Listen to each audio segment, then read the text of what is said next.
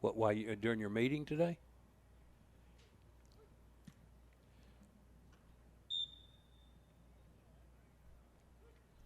Oh, I see. Got you.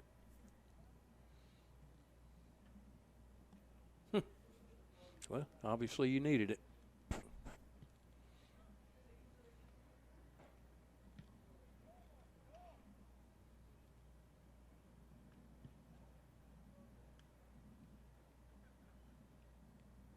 Oh, okay.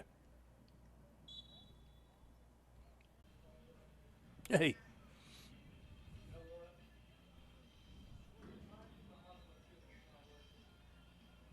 Application portal opens on October 1st. Apply today at scholarships.adhe.edu.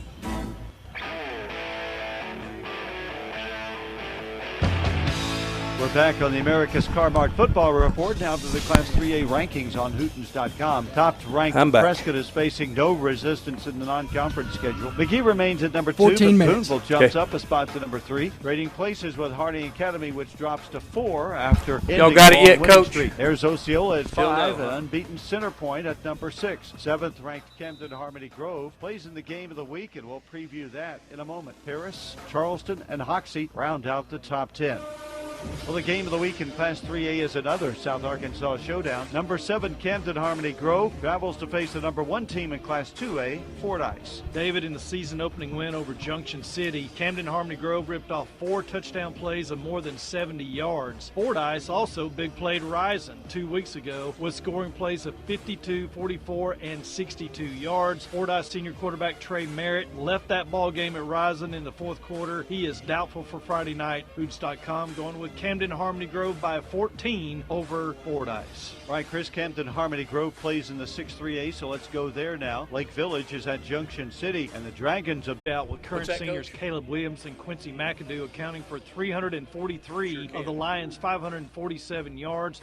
Last week, McCrory rushed for 240 yards in a hard-hitting victory over then number 1 Desark. Hootens.com likes McCrory by 9 at Clarendon. All right, elsewhere, Chris, Magazine. Consumer Education by the Office of the Attorney General. Shorty Smalls, good food, big fun. Hey, Thanks, football fans. Shorty Smalls Restaurant in Little Rock is serving up all your favorites, like our jumping off the bone tender ribs, fresh salads, delicious burgers and steaks, and the largest mozzarella cheese sticks you ever wrapped your lips around. So why not make Shorty Smalls part of your game day celebration? All right, Lennon, let's go ahead and go dark. As far as you and me talking, Winslow, I guess I'll just wait for the opener to play. College ends with a bachelor's degree. Sound good? Hey, Lennon's going to the bathroom. This is Ryan right now. Hey, Ryan. Best of all, Arkansas needs When he gets back, tell him we'll just go. Tell him to tell me he's gone dark, and we'll and information technology. There are scholarships such stay as that way Arkansas for Workforce the Challenge remainder of the game that will help pay for classes. Sounds good, bud. Apply today at scholarships.adhe.edu. Sure. Don't miss the return of Nighthawk Athletics this fall at National Park College in Hot Springs with baseball, softball, cross-country, men and women's basketball, and newly added men and women's soccer. Nighthawk Nation has something for every sports fan in the Spa City. Cheer on the Nighthawks this season as NPC competes for an NJCAA Region 2 championship and continues to make sports history. Oh, this is still Hootens. For more information, visit np.edu/athletics. Get 'em Hawks!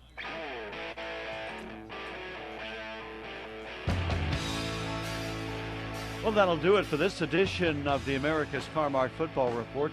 Be sure to make Hootens.com your one-stop resource for everything about football in Arkansas, including all the scores, updated in real time as they happen on the high school scoreboard, powered by First Security. Also, check out a feature on Little Rock Central lineman Andrew Baker, the First Community Bank Scholar Athlete of the Week. And, of course, we're good for another America's Car-Mart Football Report 1 week from right now at this same spot. Until then, for Barry Grooms, Chad and Chris Hooten, I'm David Wallace. We'll see you at the stadium. At America's Car-Mart, we know buying a vehicle is a big decision, especially during these challenging times. That's why we're more committed than ever to keep you on the road every step of the way. We offer quality vehicles, including some newer models with factory warranties, all with payment terms you can afford. Start your journey at car-mart.com today. From purchase to payoff, we're proud to be keeping you on the road, no matter what. America's Car Mart. Train, gain, enhance, enrich. Train for a job, gain new skills, enhance your career, or enrich your future in one of Arkansas's 34 public colleges and universities. In addition to the private institutions, Arkansas is rich for opportunities, including scholarships, to help pay your way. The Universal College Scholarship Application Portal opens on October 1st. Apply today at scholarships.adhe.edu. Did you know for the first time in years the percentage of positive drug tests has increased among workers due to increasing use of methamphetamines and marijuana? Employment drug testing is a powerful risk management tool that provides a safer, more productive workplace. It helps decrease employee turnover and absenteeism, reduces employer risk, and lowers workers' compensation incentive rates by reducing okay, I'm just going to tell you, let's go dark now. A drug-free workplace program I've got you up on my phone, ensure we'll just that you text have from here a on safer, out. more productive Okay, workplace. sounds good. Thank you, National sir. Med Test Incorporated is a company who specializes in this field. Give them a call today at 931-1993 and set up a program that's right for you to make your place drug-free. National Med Test Inc., making businesses and schools drug-free. Ship anything, anywhere at your #1 shipping source, Pack Mail in Jonesboro. Bring anything to Pack Mail, and they'll pack it, ship it, crate it, freight it, no matter how big, fragile, or awkwardly shaped. Since 1998, Pack Mail has been your #1 shipping source, the only authorized shipper of all the major carriers, UPS, FedEx, DHL, the Postal Service, and Freight Services, all in one store. At Pack Mail, you have choices. Here's Pack Mail Tim to tell us more. Trey, we are the experts at finding solutions for even the most demanding shipping situations, and our experienced staff can help you choose the best option. So if you need to go to the post office, then FedEx, or all the way out to UPS terminal, and then get that international shipment to DHL, you can do it all in one fast, convenient, and friendly place. Pack Mail. See, I told you, Pack Mail ships anything, anywhere, through any shipper. Pack Mail, voted the #1 printing, packaging, and shipping store in Jonesboro. Don't trust your shipping needs to just anybody. Trust Pack Mail. 361 Southwest Drive in Jonesboro. Ship anything, anywhere, today at Pack Mail. Put your daily office routines in the hands of people you can trust. Forrest Office Machines, your authorized Sharp document systems dealer in Jonesboro. That's right, since 1965, Forrest Office Machines has provided dependable office equipment and reliable service. We follow the equipment journey through all kinds of changes and developments, always on the cutting edge, whatever that is. And our partnership with Sharp document systems means we offer the very latest, most dependable equipment. And Forrest is the only office equipment dealer that when you need supplies, you can walk in our store and get it. When you need it fixed, you can call us. This is Barry Forrest. My family's been taking care of equipment needs of businesses just like yours since 1965. I would love to work for you today. Put your daily office routines in the hands of people you can trust. Forrest Office Machines, your authorized Sharp document system dealer at 1005 G Street in Jonesboro. 932-7852. 932-7852. Call Forrest Office Machines today.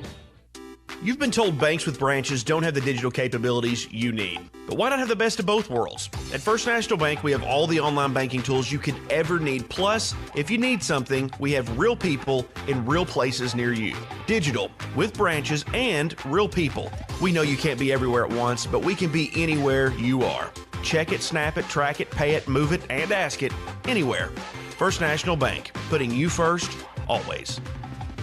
Equal housing lender, member FDIC. I just want to say thank you to all of our customers for all that you do for us at Glen Sain. Thank you for your business, sending us customers, and your friendship. All of our Glen Sain families want to say thank you and will always be there for you, sales and service. We realize that you have a choice of dealerships, but no one appreciates your business like we do, and we have since 1954. Glen Sain, and God bless our troops.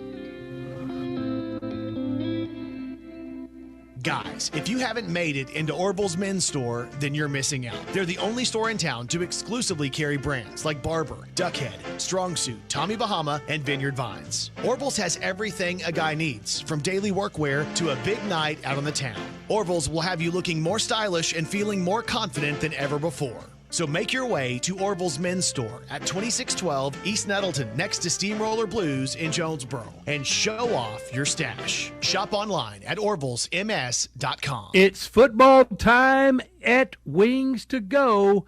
That means all the TVs watching the games.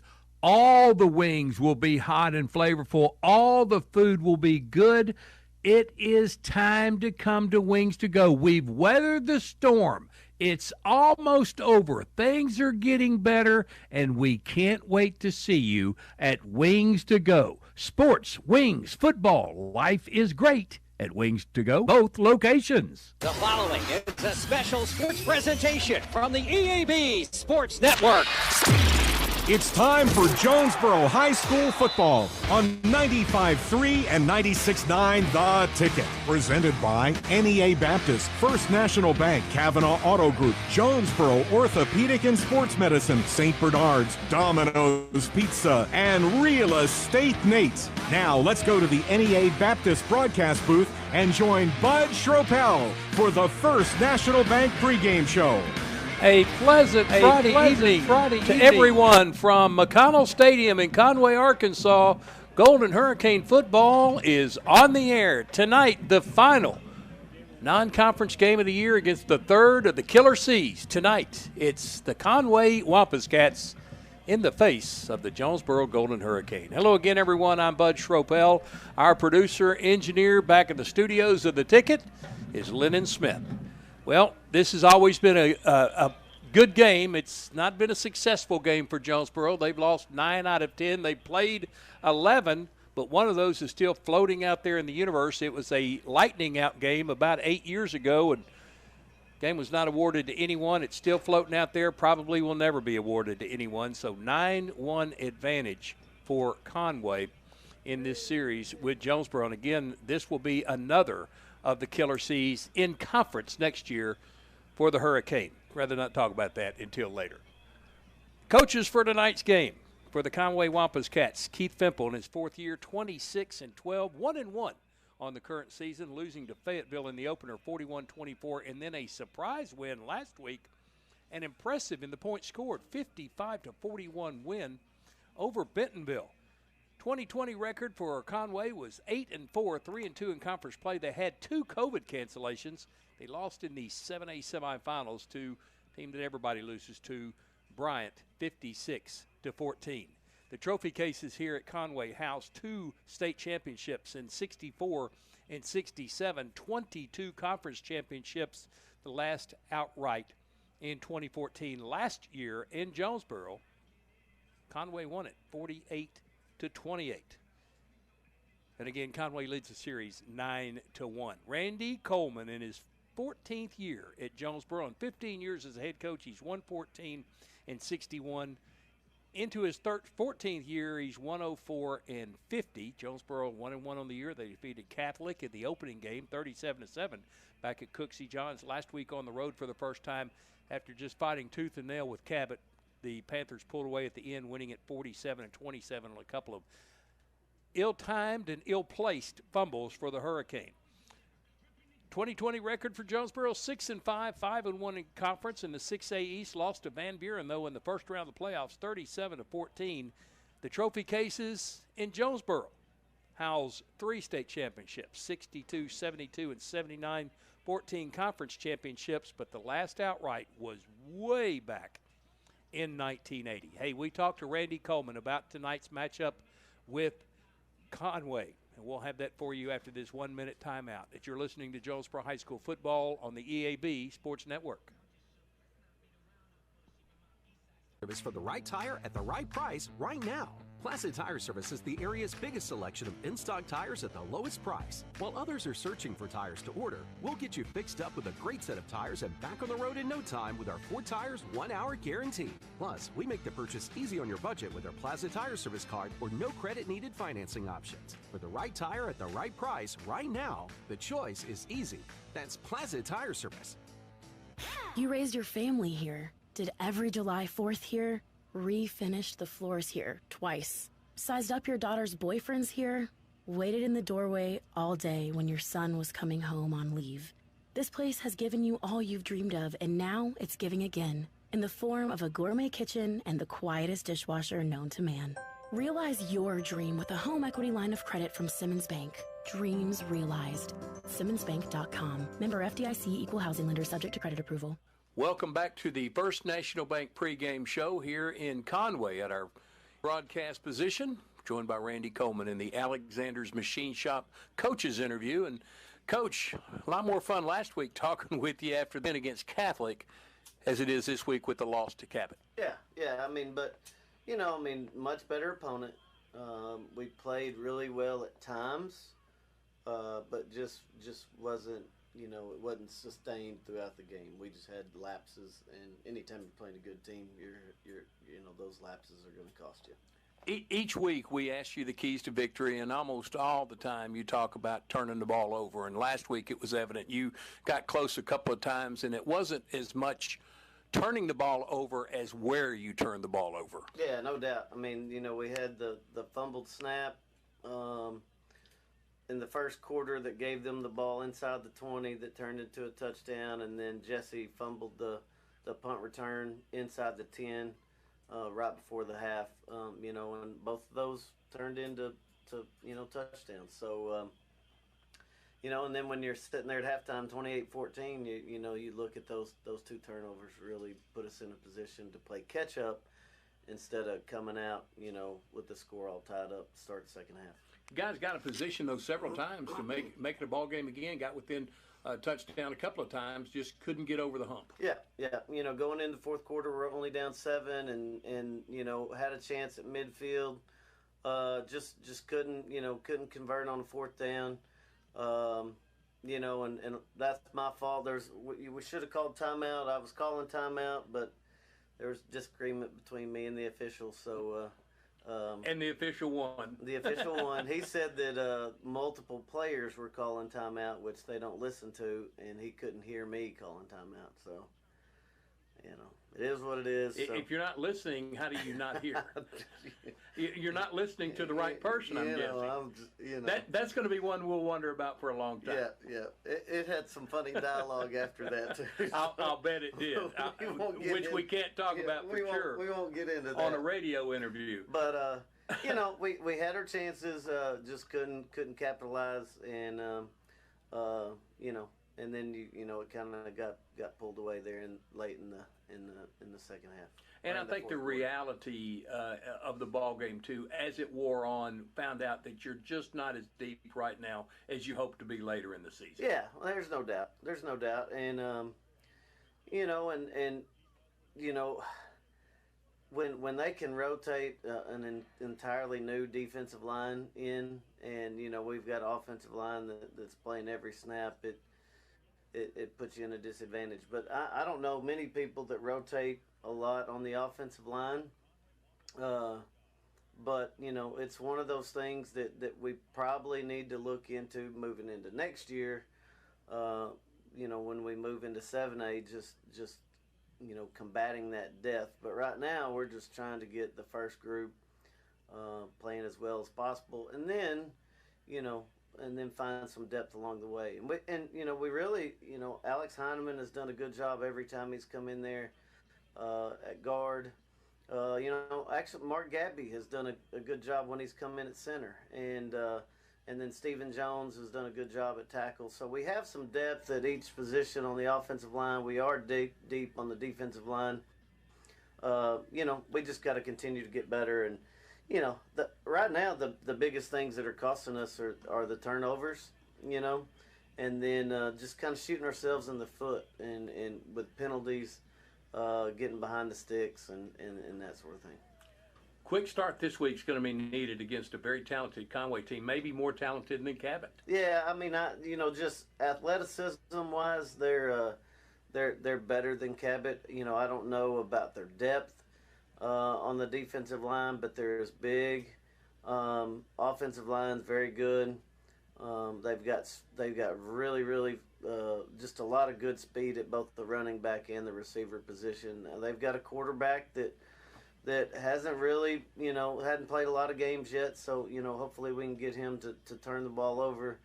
But it's a very, very good Conway team. So we just need to, clean up our mistakes and play the very best we can, and then see what happens. As long as we continue to improve, and I think we improve from week 1 to week 2, and continue that climb and that trajectory, that's all we can ask for. And the opponent has improved also from week 1 to week 2.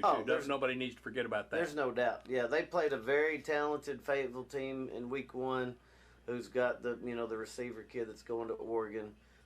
He had a big night, and a lot of those, when they got beat, was just he runs as fast as he can, quarterback throws it as far as he can, and see what happens. And they made some big plays that way. But they beat a very, very good Bentonville team last week. So it's gonna be a tough night, but just hope to continue to improve and see what happens. One player that definitely had a point in keeping you involved in the game and close in the game was the punting efforts of Tennyson Roscoe. He may not kick it as long as I've ever seen, but he kicks it about as high as I've ever seen. And I don't know if any of his punts have been returned. If there have been any, it's not very many. Yeah, no, he's off to a good start this year. He really works. He is one of the hardest working kids we have, and he really works at that skill. And yeah, hit some really good punts last week. He just got to keep it up. Hopefully ideally we don't give him many chances to to get better at punting, but we do like Tennyson and what he gives us. When he hangs that ball high, though, it takes away an aspect of the game that you always say, the explosive plays, they just don't happen when a kid can't return a punt. No doubt. Coach, the other player I wanted to accent is one that we're not even going to see tonight, and that's Kevon Pointer, who really has established himself as your go-to guy. Yep. This time last year, before the Conway game, really didn't know much about Kevon, except he was somewhat of a weapon. Now he's your main weapon, but unfortunately not going to be available for tonight. Yeah, I want to say that last year at this point he may have just had one reception. And after 2 ball games, and was a starter for us, and a guy that we targeted, but just for whatever reason hadn't come out. But he's had 2 back-to-back games where he's had 6 receptions. Both games, I mean, he had 96 yards receiving week 1, 97 last week. So that production is tremendous. Really. Last week against Cabot, we missed him twice in the first half. That could have been, he could have been, had 200 yards receiving if we connect on those. But he's a very, very good player. Got a tender ankle. It's not sprained. It's bruised. But we're gonna hold him out and just make sure he's healthy, because we got the bye week. And then going into El Dorado, we can make sure he's back to 100% by conference. The development of depth is something you're not unfamiliar with. It's usually a Jonesboro thing. As the year goes on, your depth gets better. Right, and Latrell Brown had a good game last week. Kind of been missing him a couple times in week 1, but he had the touchdown catch and a big 3rd down reception across the middle was huge. Jesse, had a 100-yard night last week, showed what he could do.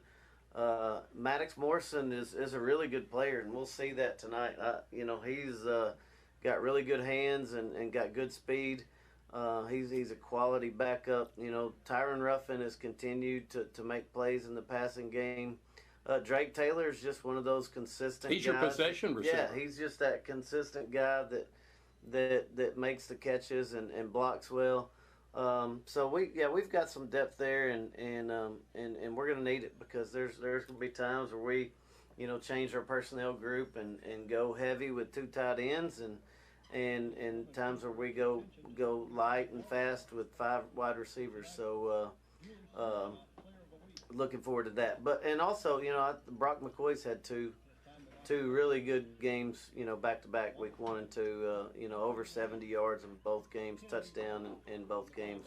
So and he also was showing some improvement in his receiving game. Oh, there's no doubt. Yeah, had 3 receptions last week and 1 the week before, and that's one thing that Brock's really works hard at. I think Brock's going to have a really good conference season. He's really going to be tested tonight. But he's a warrior.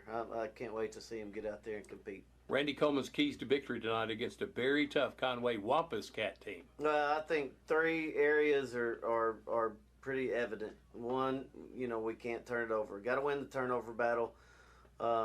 You just can't lose the turnover battle and win a game.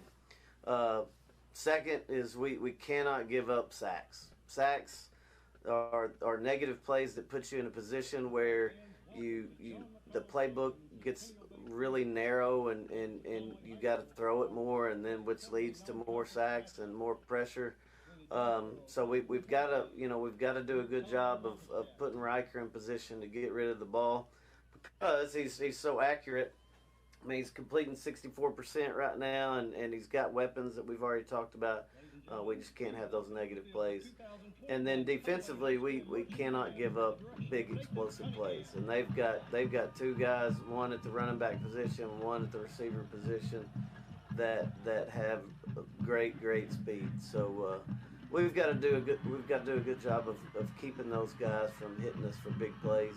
And if we can do that, then in the fourth quarter we should be around in the game, and we'll see what happens. Thanks for the time, Coach. Thank you, bud. Randy Coleman and the Alexander Machine Shop coaches interview. Back with the starters as the First National Bank pregame show continues. This is Jonesboro High School football on the EAB Sports Network. If you're looking for some land you'd like to populate, all real estate needs. Listen, we all know the real estate market is crazy right now, so whether you're buying or selling, you deserve maximum value.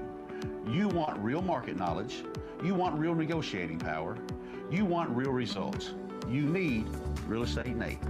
Give me a call. I got you back. All real estate Nate. Call today. Real Estate Nate with Halsey Thrasher Harpole Real Estate Group. 870-261-3927. For me, rice farming isn't a profession. It's been my life for more than 30 years. And as owner of Delaplane Seed, I've been the region's Rice Tech leader for more than a decade. Every planting season, I'm in the fields right along with you, and we're figuring out how to make sure bushels mean dollars together.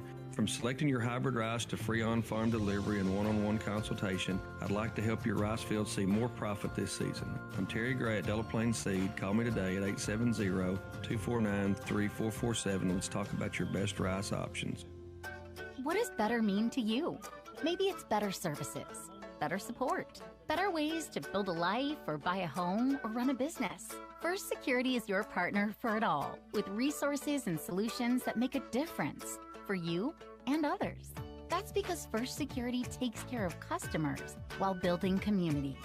Better for you, better for Arkansas, better for all. First Security. Think better. Member FDIC, Equal Housing Lender. You can rely on K13 Computers' 40 years of experience to help you. K13 provides you with solutions to your computing problems. Whether you need repairs or IT service for your business, let K13 be your first call. K13 also is your go-to spot for building that gaming PC. They have knowledge, experience, and the products to help you. K13 Computers, 2106 South Caraway next to Barton's Home Improvement. Call 627-5477. That's 627-5477 or visit K13Inc.com. K13 Computers. Evolve Bank and Trust is your local source for home and business loans. Evolve Bank and Trust is making banking personal again with our friendly customer service and fast turnaround times. Your hometown bank for more than 90 years. Evolve Bank and Trust's dedicated staff can help you realize the dream of owning a home or help grow your small business with confidence. For more information, visit our office at 111 East Huntington, Suite A in Jonesboro, or call 870-933-2480. That's 870-933-2480, or check us online at getevolved.com. Evolve Bank and Trust, Equal Housing Lender. Your medical needs are personal, and the way you manage those needs should be personal as well. The team at Southern Home Healthcare is local, knowledgeable, and courteous, giving you the customized care you and your family deserve. When facing breathing challenges, the on-staff respiratory therapists at Southern Home Healthcare provide support and guidance just for you, and you can sleep better with the help of their CPAP and BiPAP therapy. Plus, treat your strains, sprains, and pain with the help of Southern Home Healthcare's high-quality bracing devices. Go online to southernhomehealthjonesboro.com.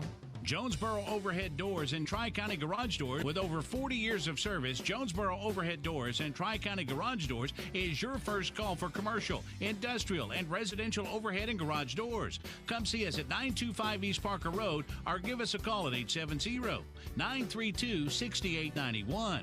Good luck to all the team from Jonesboro Overhead Doors and Tri-County Garage Doors. Attention members and guests. J-Town's Grill is once again a proud supporter of the A-State Red Wolves. Make J-Town's Grill your after-game destination to celebrate another Red Wolves victory. And don't forget to come back for Sunday brunch and catch the NFL games on the big screens at J-Town's. Everything from appetizers, salads and sandwiches to burgers and wraps, all at J-Town's Grill, with indoor and outdoor seating and live music. J-Town's Grill on Johnson, right across from Centennial Bank Stadium. Check out their menu at jtownsgrill.com and like them on Facebook. First Community Bank believes that community is everything. Our promise to stand by our customers is important in the good times, but even more important in the hard times too.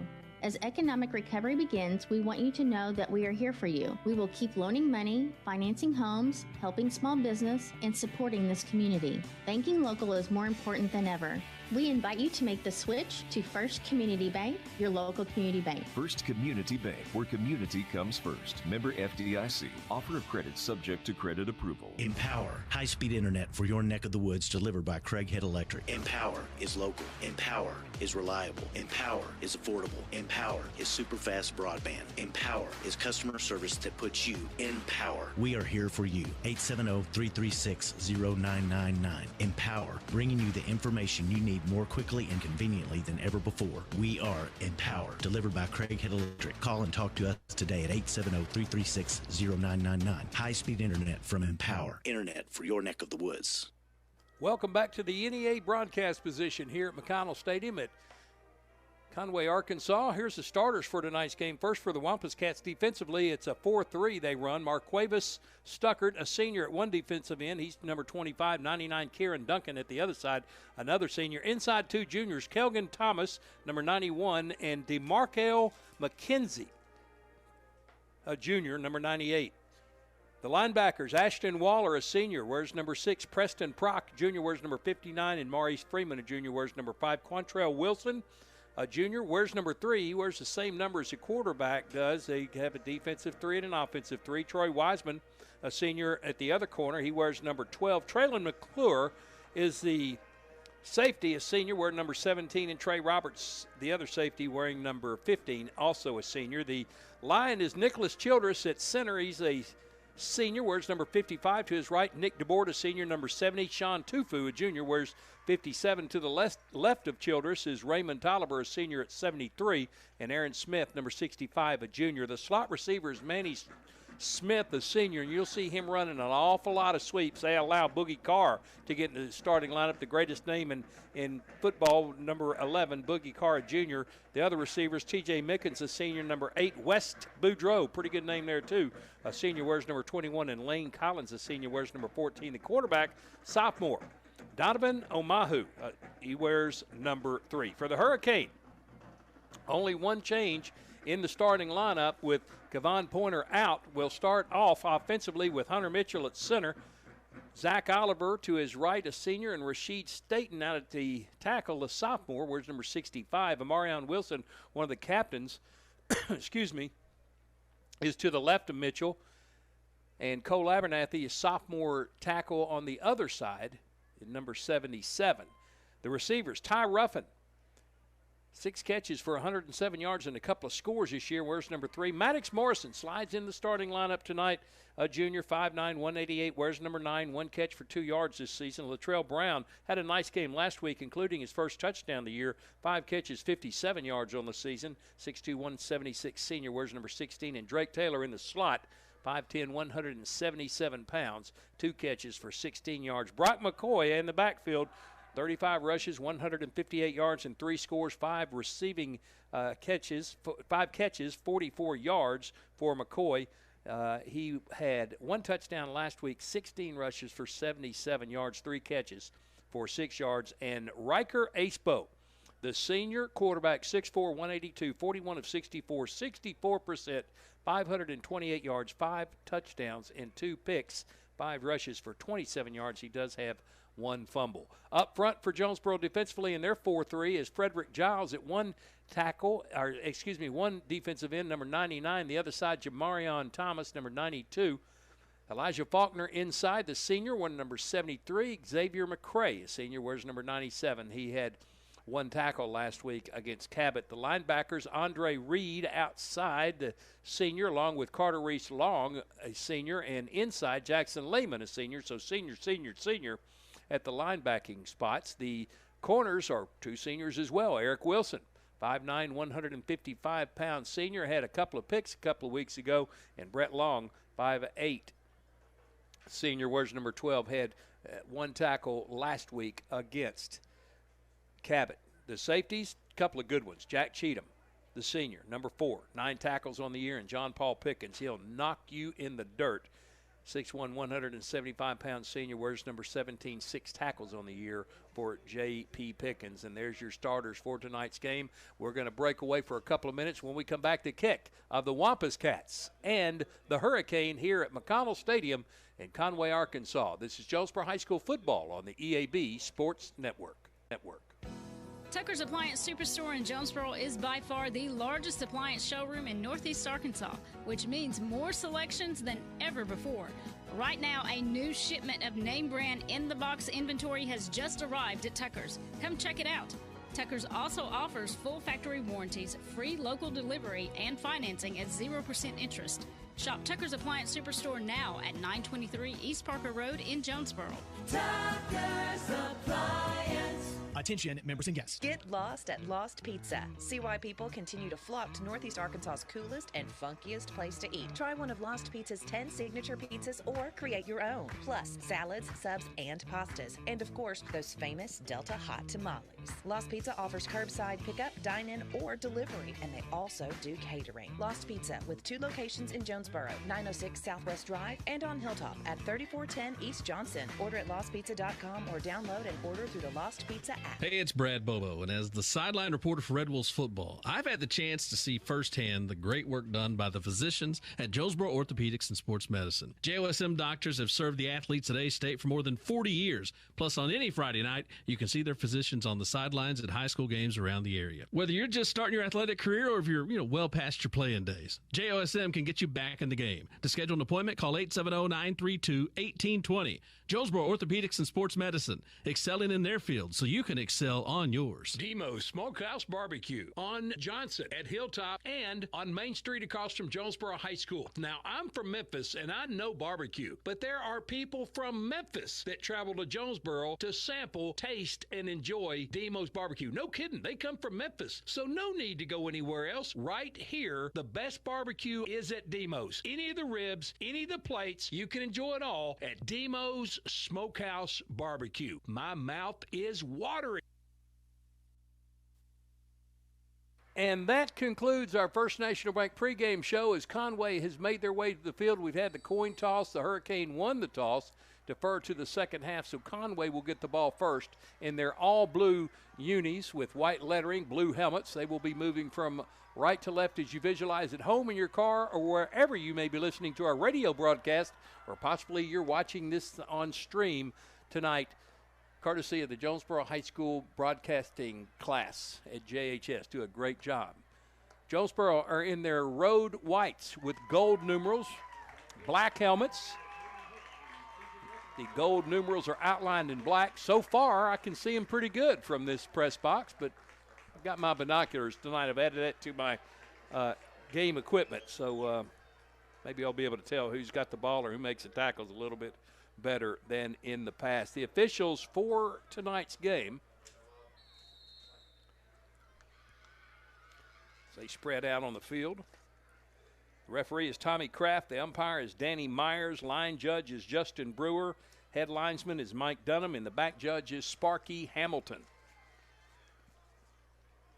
From the Little Rock area, I'm sure.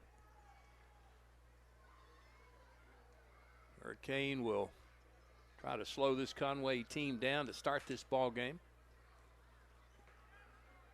Riker Acepo on the side, tossing it around, and out for the coin toss was Kevon Pointer. He is dressed out. He's got both ankles taped up pretty good with some thick black tape, but who knows? Maybe we'll see him tonight. I'm not sure. Don't put anything past Randy Coleman. Tennyson Roscoe will kick.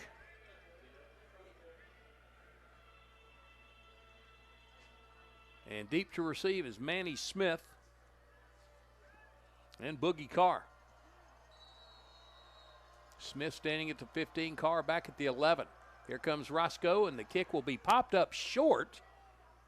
Fielded at the 35-yard line by number 35. That's Grayson Allen, and that's where Conway will start this ball game, 1st and 10. Last of the non-conference matchups for Jonesboro. 1-1 against the first two Killer C's, and maybe the best of the Killer C's is their opponent tonight. They will come out straight to formation. The quarterback, Donovan Omalo. 3 receivers split to the right side, 1 short left, ball on the left hash.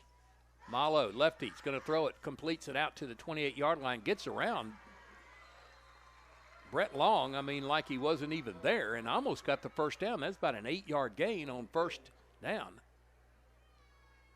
Coming all the way over to make the stop was Carter Reese Long. Going to hand it to Manny Smith. He gets out of a grasp in the backfield, makes a move up the hash, and going to be right at the marker. They're going to move the chains. First down, 2-yard gain for Manny Smith on the jet sweep. Quickly go back to work. Here's Boogie Carr, and he gets a short gain close to the 47-yard line of Conway. Frederick Giles on the tackle for Jonesboro. Andre Reed also in. Quickly, they're going in warp speed. Here comes Boogie Carr on the screen pass, and he gets a nice gain across midfield down to the 48-yard line of Jonesboro. Going to bring up 3rd down. Jackson Lehman on the tackle. 3rd and 3. Quickly. Omalu gets it to Boogie Carr, and he's going to be a yard shy. It's going to bring up 4th down and 1 at the 46. Tars Crawford in the game with the tackle. Quickly getting marks, looking to the sideline. Now may drop back. Going to hand it to Boogie Carr. Gets the first down right up the gut. Good blocking from the right side of that line. Nick DeBoard, Sean Tufu in the center, Nicholas Childress. First down for Conway. They're at the 41-yard line of Jonesboro. 10:15 to go opening period. Takes a handoff. Quick pass in the slot. Caught at the 35-yard line. Wrapped up immediately by John Paul Pickens. But it's going to be a 6-yard gain. 2nd and 4. Actually, 2nd and 3. They spotted at the 34. Fake handoff to Boogie Carr. Throw on the right side, and the ball is broken up into the hands and then out of the hands of Clay Fisher. 3rd and 3 from the 34-yard line of Jonesboro. Twins to either side. Going to give the ball to Boogie Carr, and he won't get free. He's wrapped up by Tars Crawford in the backfield, tackled for a loss. Got some help from Andre Reed and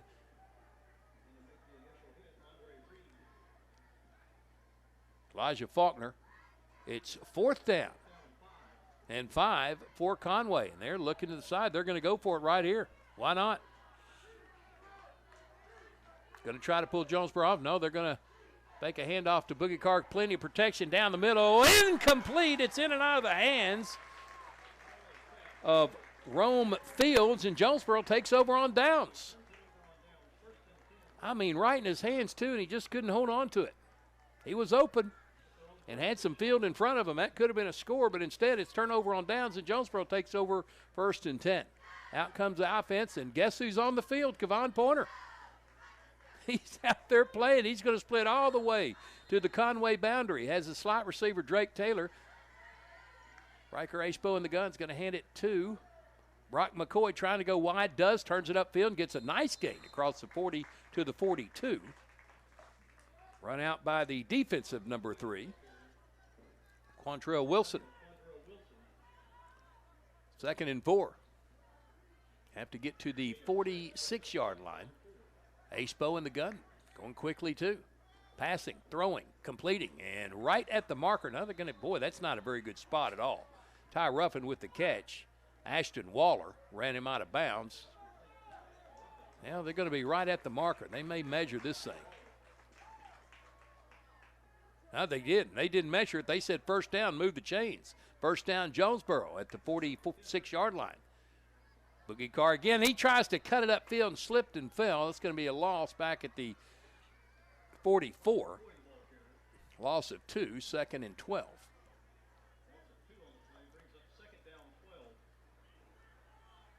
Turf looks good down here, but it may be getting a little worn. Acepo, new back in the game, takes it to the 49-yard line. Nope, that was McCoy. I believe. I can't tell.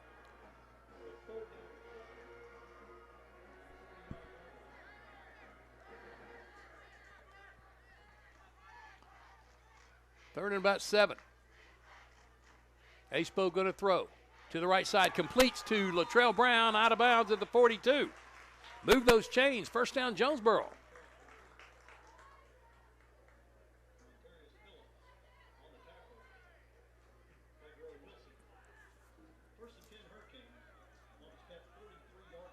Kevon Williams is the new running back in the game. Acepo again going to throw it. Looking deep. Can't find anybody. Now flushed out of the pocket. Is going to throw it short. Catch for a short game to the 40-yard line. That was to Williams out of the backfield. He's knocked out of bounds by number 25.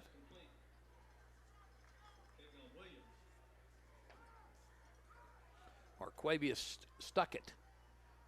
2nd and 9, a 1-yard gain. Ty Ruffin comes out of the ball game. Kevon Pointer splits all the way to the Conway boundary. That's the wide side. Kevon Williams cuts it upfield, gets a nice gain across the 40 to the 43. Going to bring up 3rd and a long 5.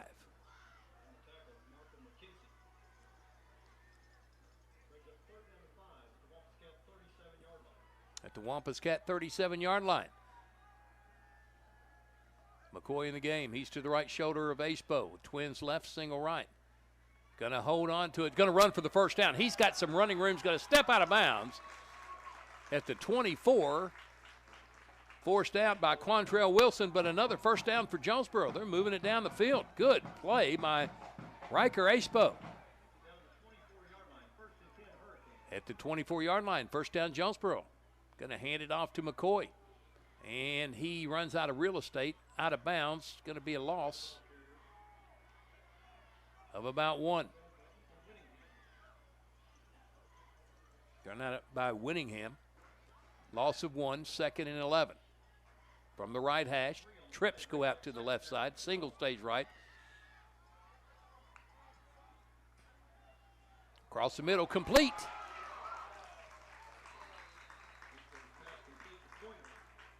Kevon Pointer with the catch. Wasn't even supposed to play tonight. He caught it in the slot. First down, Jonesboro, down to the 10-yard line. First and goal. Acepo again to the right side, out of the backfield. A little bit behind Brock McCoy and incomplete.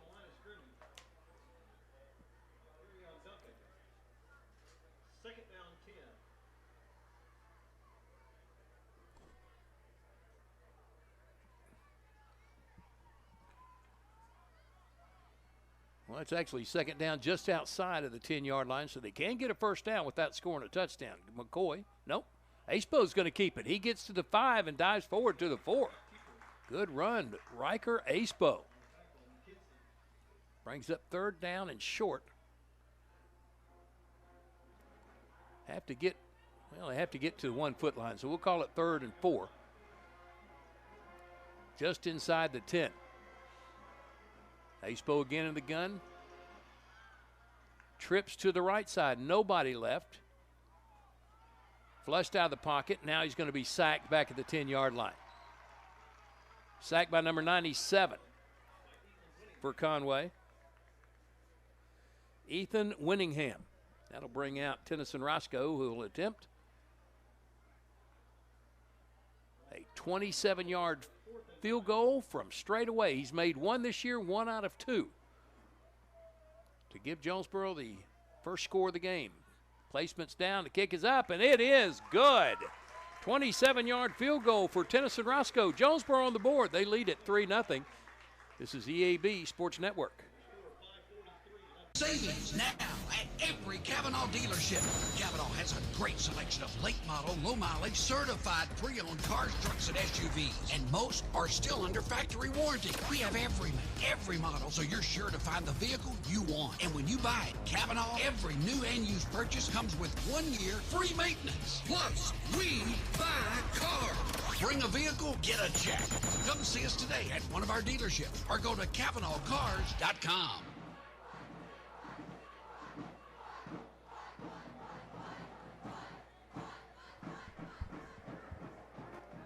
Bud Schropel back at our NEA broadcast position in the press box at McConnell Stadium. Jonesboro on top of Conway 3-0 on a 27-yard field goal from Tennyson Roscoe. Jonesboro got down to the 10, but couldn't bust it in, but got the 3 points. Now Tennyson Roscoe, he popped up the last kick. This time he's going to kick it away. This will come to Boogie Carr. Back pedals all the way to the 1 yard line. Coming to the visitors' press box side, and he's wrapped up about the 12 and brought down by a host of Hurricane. John Paul Pickens in there on the tackle. Who's that coming off the bottom of it?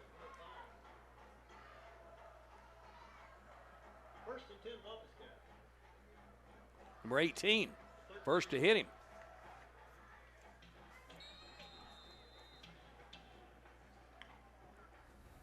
Tony McKay. Here's a lefty throwing it in the backfield. That's going to be no gain. Wrapped up by a couple of Hurricane.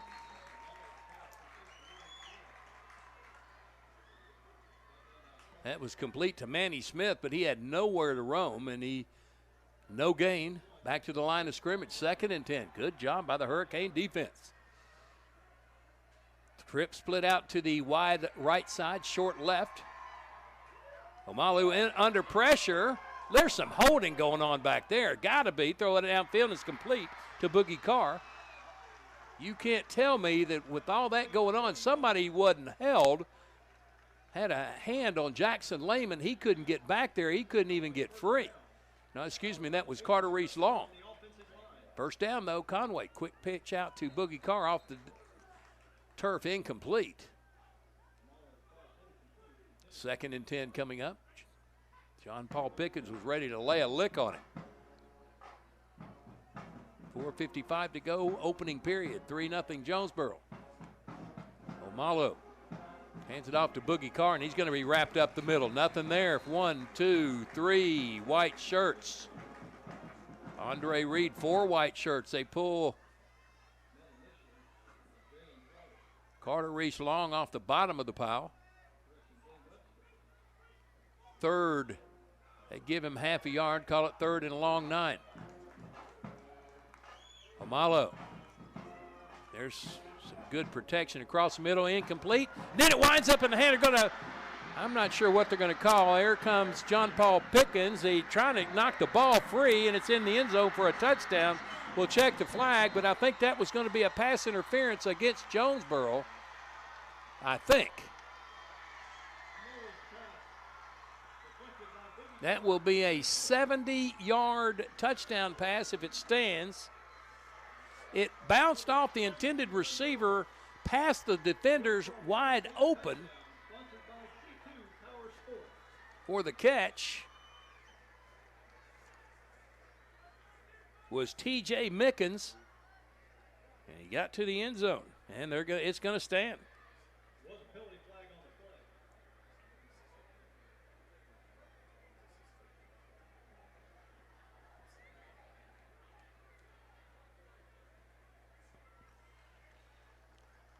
Yep.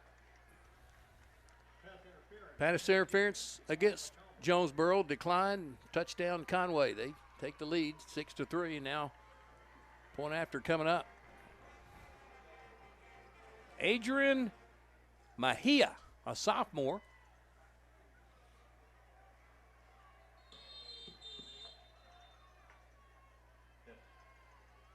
Get placement down. The kick is up, and it's good. 7-0, 7-3 Conway with the lead. This is Jonesboro High School football on the EAB Sports Network.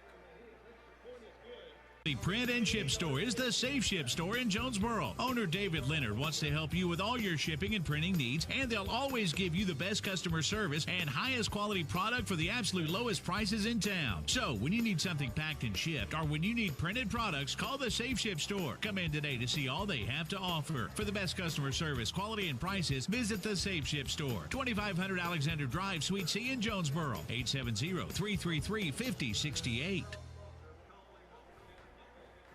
Jonesboro out after the 70-yard touchdown pass from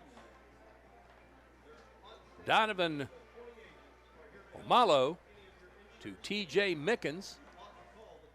Well, it looked like Jonesboro may have stopped him. If at worst it was going to be a pass interference penalty to keep Conway possession, but the ball bounced off the first initial receiver and into the hands of T.J. Mickens, who was past the secondary.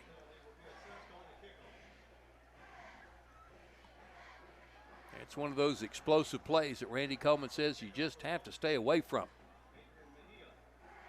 Adrian Mejia will kick at the goal line for Jonesboro. John Paul Pickens. Mejia kicks it away, and that's going to go down the back of the end zone. Come out to the 21st and 10.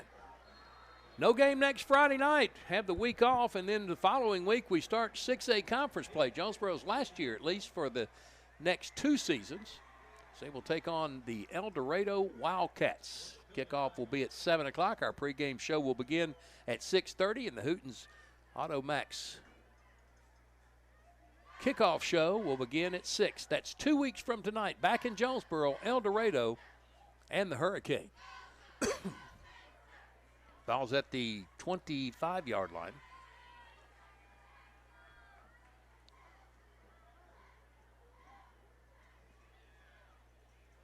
Here comes Riker Acebo and company.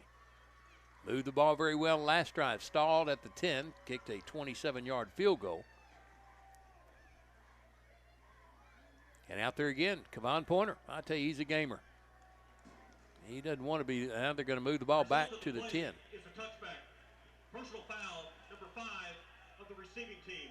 That's a 15-yard penalty. Personal foul was called on the 20-yard line. It'll be first down, Jonesboro from the 10. Meyer Maddox.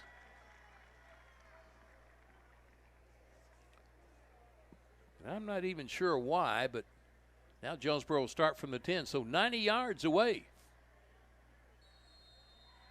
Acebo in the gun. Brock McCoy in the backfield. Twins to the right, single to the left. On the jet sweep, taking the snap and stopped for a yard loss on the right side.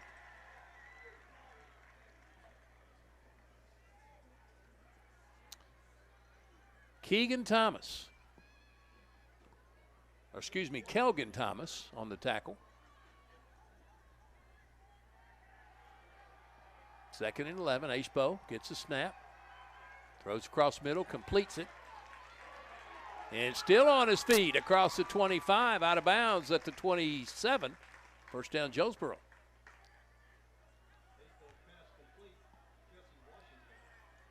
Jesse Washington with the catch. Washington coming off a big game last week against Cabot. 100 yards and a score. There's a pass on the left side, complete at the 30-yard line out to the 31. Brock McCoy out of the backfield with the catch. Maurice Freeman on the tackle. 2nd and a long 4 for the Cane. Twins to the right side. Here's McCoy again on the left side, just lowers his head, and it'll be about half a yard shy. Got to the 34 and a half. Needs to get to the 35. It'll be 3rd and short for the Cane. A whole yard now. They spotted at the 34. Twins right, single left, left hash. Acepo keeps it. He's going to get the first down. He spins across to the 38. Ball came out, but after the initial hit. And move those chains. First down, Jonesboro. From their own 38-yard line.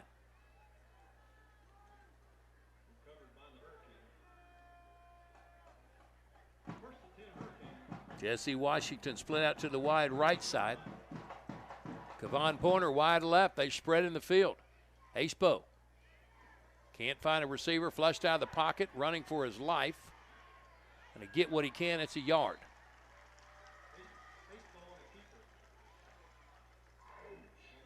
Ashton Waller on the tackle. 1 yard gain, 2nd and 9.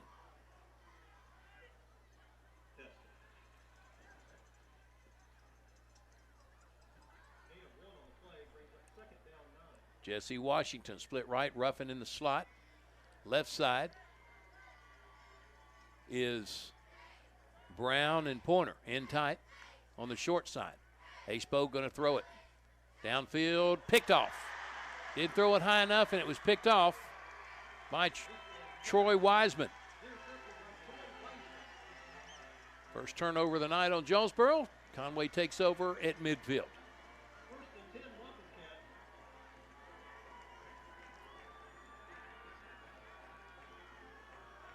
Had a receiver, just didn't launch it high enough, and Wiseman leaped to get it.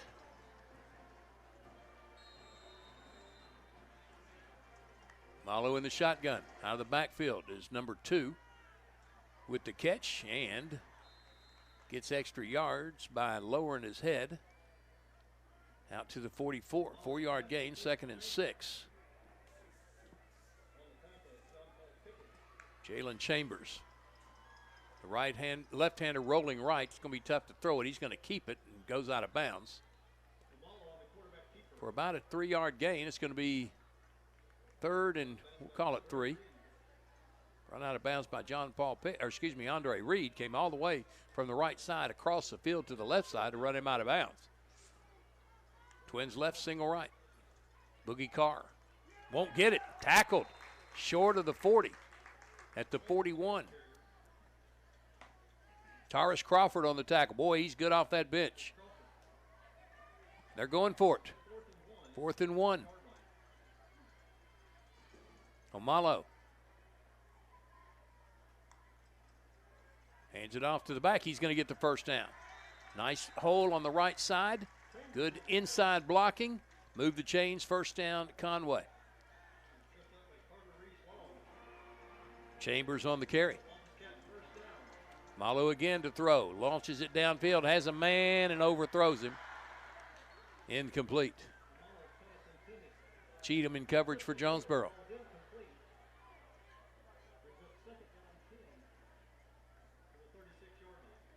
Taurus Crawford back on the field. Seeing more and more of him every game.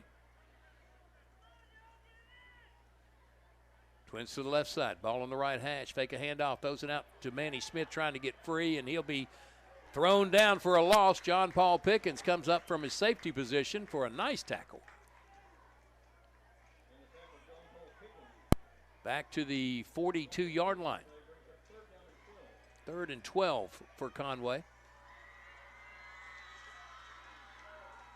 Trips to the right side. Ball on the left hash. One to the Jonesboro boundary, the short side of the field. Boogie Carr in the backfield. Donovan Amalu, the quarterback, has plenty of time. Throws it downfield, and it's incomplete. Clay Fisher, the intended receiver, he was juggling it out there, I think, with Andre Reed. It falls incomplete. And it looks like Conway's kind of taking a play out of the Pulaski Academy book. Now they're going to punt it. Out comes the punter. And then Ashton Waller is, if he's going to punt it, it's going to be after a short snap. Trying to draw Jonesboro off. Now he's going to take 3 steps back. And Waller quick kicks it End-over-end kick that will hit and take a Conway bounce and will be, oh, it's got to hit, it hit the goal line. It hit the goal line. Did it not hit the goal line? Oh, my goodness, it's at the 1-inch line. 1-inch line. Jonesboro, 99 and 11 inches. Wow. Maybe it's just because I'm a Hurricane fan, but it sure looked like that ball, from my vantage point, was over that line.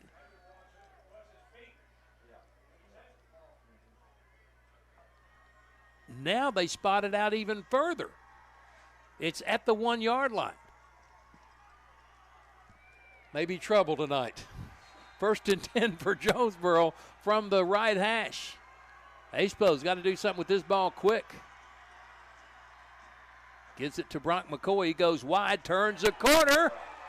Nice gain across the 15 to the 16-yard line. And it gives Jonesboro some breathing room. At the 16, 1st and 10, Hurricane.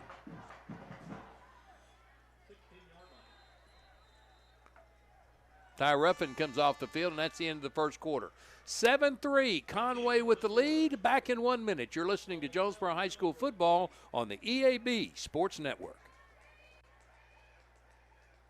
Your specialty print and ship store is the Safe Ship Store in Jonesboro. Owner David Leonard wants to help you with all your shipping and printing needs, and they'll always give you the best customer service and highest quality product for the absolute lowest prices in town. So when you need something packed and shipped, or when you need printed products, call the Safe Ship Store. Come in today to see all they have to offer. For the best customer service, quality, and prices, visit the Safe Ship Store. 2500 Alexander Drive, Suite C in Jonesboro. 870-333-5068.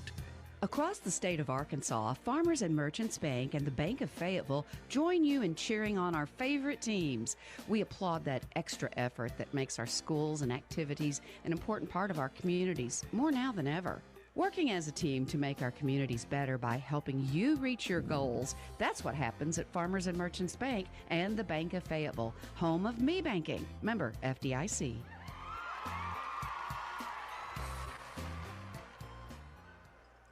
Bud Schropel back at our NEA broadcast position at McConnell Stadium in Conway, Arkansas. Let's pause 10 seconds for station identification.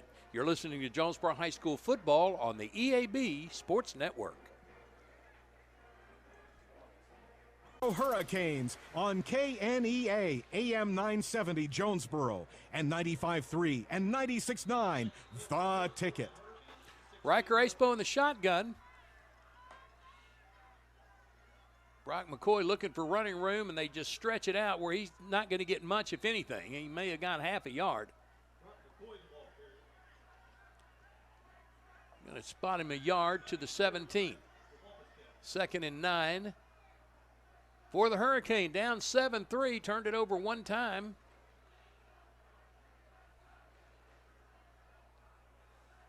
In the first quarter.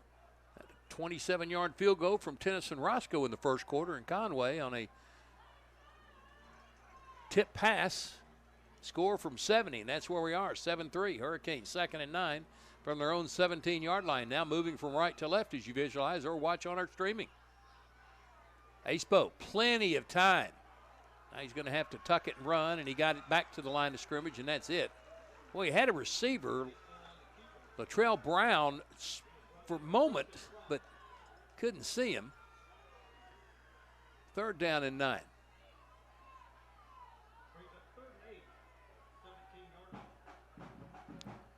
Third and 8.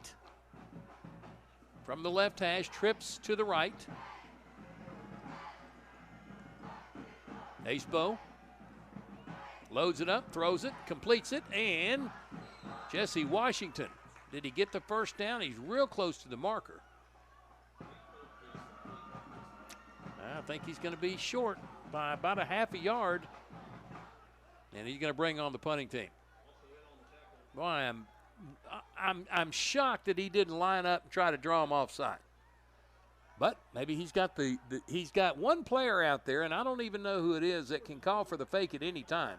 But I tell you what, if you're going to call for the fake inside the 25-yard line, you better make sure you get it. you'll get an ear chewing all the way back to Jonesboro. Now they're going to snap it to Roscoe. He is averaging 35 yards a kick. Booms this one high and won't be returned. It will bounce for Jonesboro, and it's going to be returned. It ran right in the hands of Manny Smith, and Smith still on his feet. Loss of football at the 41-yard line. Manny Smith got his own fumble, and Conway will have it 1st and 10 at their 41-yard line. But how about that gutsy play by Manny Smith? He scooped it up at the 30, had a player right in his face and made one little juke and got an 11-yard gain out of it. He coughed it up at the end but got it back.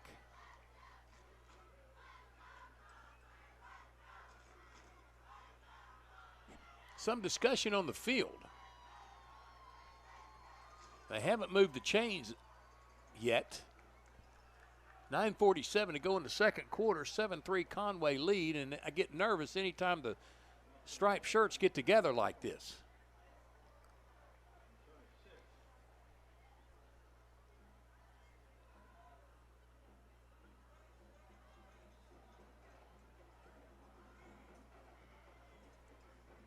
They come over to the Jonesboro sideline, flip the ball to the trainer. Still discussion going on.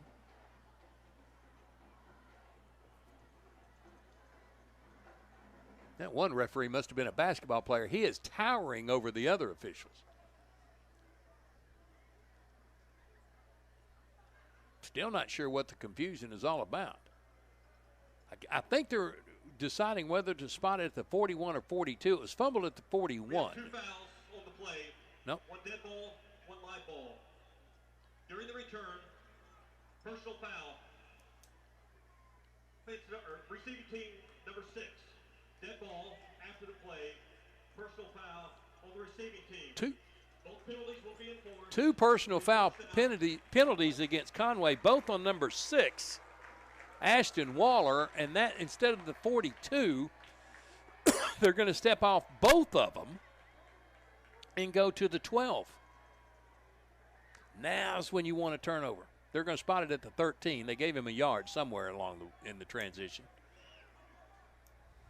Now's when you want a turnover, though. 13-yard line, 1st and 10, Conway. Donovan Omalo. The lefty in the backfield, empty backfield with trips to the left, twins to the right. Going to throw it out to the left on that pick play. And got about 5 yards out of it. Fields with the catch. Eric Wilson took him out. About a 3-yard gain. 4-yard gain, 2nd and 6. Going to hand it off inside, and Conway back will run into a wall of Kane. But another good gain to bring up 3rd and short. A couple of yards for Conway. Big opportunity here for Jonesboro. Flip this field. Going to hand it to Boogie Carr, and he's dropped in the backfield. No, it wasn't Boogie Carr. What a job. Who was that? Was that Omalo on the keeper? Wow, he faked out everybody, including yours truly. Thought Boogie Carr had it, but Omalo went out to the left side and got the first down, moved the chains. First down, Conway. Nice play. Donovan Omalo. Going to throw it. Has plenty of time. Finally gets 3, throws it downfield and incomplete, intended for Clay Fisher. John Paul Pickens in coverage for Jonesboro. 2nd and 10 for the Wampus Cats. 9:09 to go, second quarter. Conway on top, 7-3. This sophomore quarterback for Conway is pretty crafty. Pretty good-looking kid. Going to hand it to Boogie Carr, slices up the middle, and he just hammers his way forward for about a 7-yard gain, close to 8-yard gain out to the 39-yard line. Going to bring up 3rd and 3.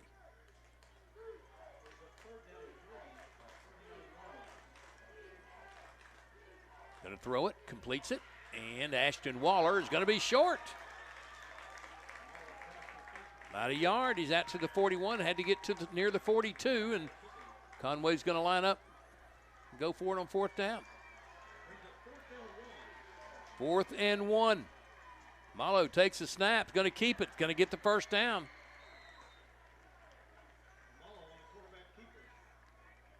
Give him 3 and a first down to the 44-yard line. Quickly, Conway to the line. They haven't even got the chain set, and they allowed the play to go off. They're going a long one out, and incomplete. John Paul Pickens in coverage for Jonesboro, made him pay for it after the ball hit the turf. Manny Smith, the intended receiver, and he's walking to the sideline, may not be feeling too good right now. 2nd and 10 from the 44-yard line of Conway. Screen pass to Boogie Carr out of the backfield, and he gets to the 49. Taken down by Jackson Lehman. 4-yard gain, 3rd and 6. This Conway team think Jonesboro's faster, maybe faster. Boogie Carr is going to take it up the middle. Escaped one tackle, not the second one. 2-yard gain, 4th and 3. 49-yard line of Jonesboro. Off comes Taurus Crawford. 2 receivers are going to split all the way to the wide left side. One in short tight right. Malo in the gun, Boogie Carr in the backfield. Goes to the line to tell him the option. Clock running. Play clock is down to 10. Decision time for Keith Fimple. They're going for it. To Malo. Boogie Carr tackled in the backfield. First down, Jonesboro. They take the ball on downs again. Second time tonight they've turned Conway away. Carter Reese Long on the tackle. And John Paul Pickens also in on the stop. So set it up for Jonesboro, 1st and 10 at the Conway 45-yard line. 7:09 to go, 7-3 Conway lead.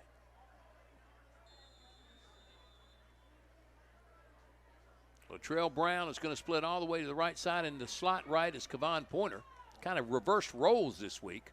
Pointer nursing that sore ankle, but he's playing. Wasn't even expected to dress out. I imagine he talked to Coach Coleman on the way down.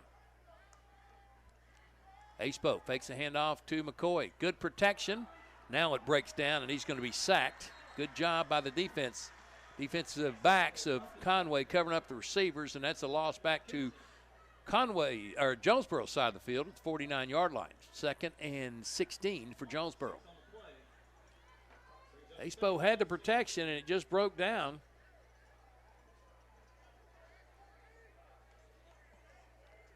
You're not really supposed to hold that line more than 3 seconds, and they held him for about 4 seconds that time. Just couldn't find a receiver. Acepo, quick pitch out to Brown, and he gets yards shy of the original line of scrimmage. Now 2 yards shy of the original line of scrimmage. 47-yard line, 3rd and 12 for Conway. Phillips on the tackle for the Wampus Cats. Glad to have you with us on this Friday night football. 3rd and 12. Acepo splits 2 to the left side. The furthest is Ty Ruffin near the Jonesboro boundary.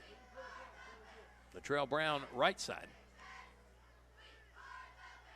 Acepo downfield completes it to Latrell Brown, and he won't be able to get the first down, but he twists to the 37. Going to be 4th and 2. Hey, this is a place in the field where you might as well go ahead and go for it. Here comes Kevon Pointer limping off the field. May have shaking up that ankle. Going for it on 4th and 2. Riker Acepo. Gonna keep it, and he dives for the first down. Move those chains. First down, Jonesboro. Riker Acepo knew what he had to get, got it, and hit the turf. They'll spot it at the 34-yard line. 1st and 10, Jonesboro down 7-3, 5:16 to go in this second quarter. Hurricane eating some clock here. Acepo in the gun. McCoy to his left. Twins left, single right. Acepo out of the backfield. Brock McCoy looks for blockers, can't find any. He just accelerates across the 30 to the 28. It's going to be a gain of Well, they're going to spot it at the 29, a 4-yard gain.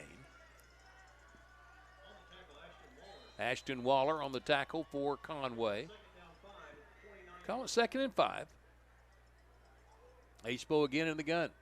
Twins to either side.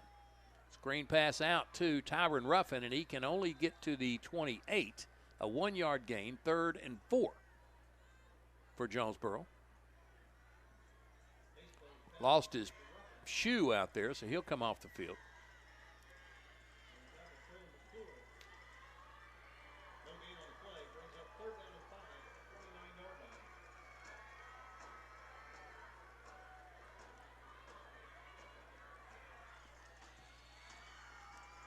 Acebo gives it to McCoy, follows his blockers, lost his blockers, and wrapped up by about 4 blue shirts, got to the 26, and it's going to bring up 4th and a long 1, close to 2.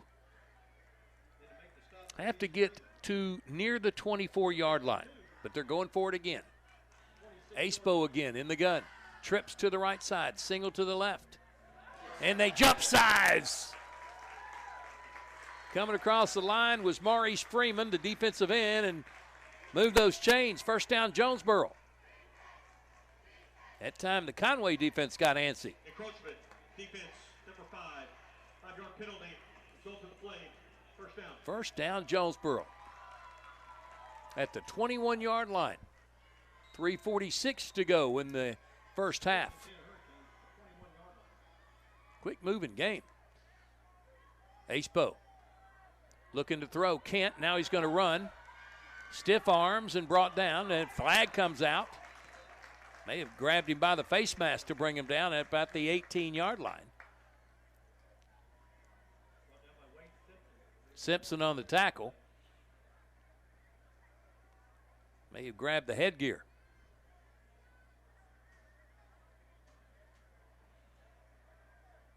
They're standing facing Conway. That's a good sign. Now just start walking. Now they're walking. That's about a half a distance to the goal penalty. First down, Jonesboro at the 8-yard line. First and goal. First down, Jonesboro. Brock McCoy to the left shoulder of Acebo. 2 receivers split right. Acebo looking left. In trouble, rolling right, cocking, throwing, in the back of the end zone, incomplete. Well, he just ran out of real estate, caught it out of bounds. But good job by Acebo to avoid the sack. Second and goal. 3:16 to go, second quarter. As I said last week, when you're down this close, you've got the defense has an extra defender. That's the back of the end zone. You just can't run downfield free. You just have a short area that you can run in, and you could see it there.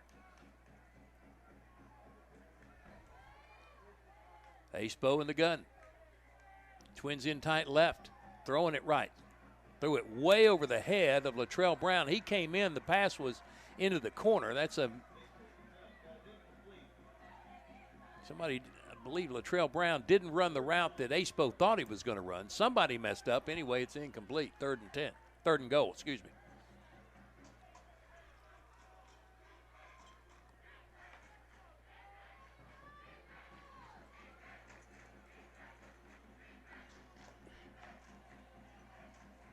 One, two, 3 receivers go to the right side. 1 short left. Timeout, Jonesboro.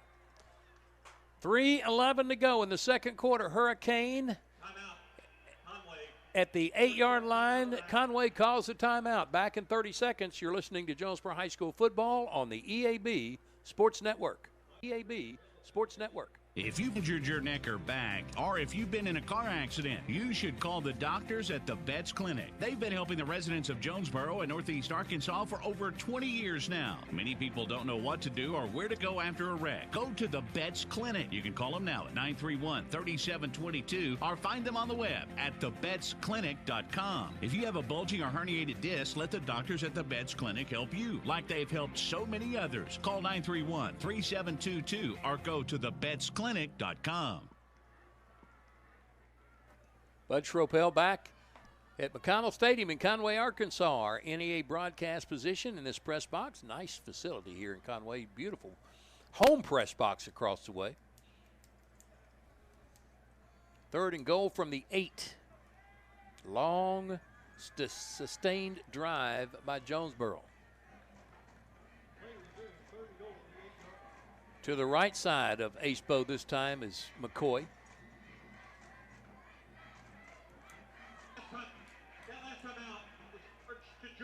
That last time out was charged to Jonesboro, not Conway. It's the first time out of the half called. Charge it to Jonesboro.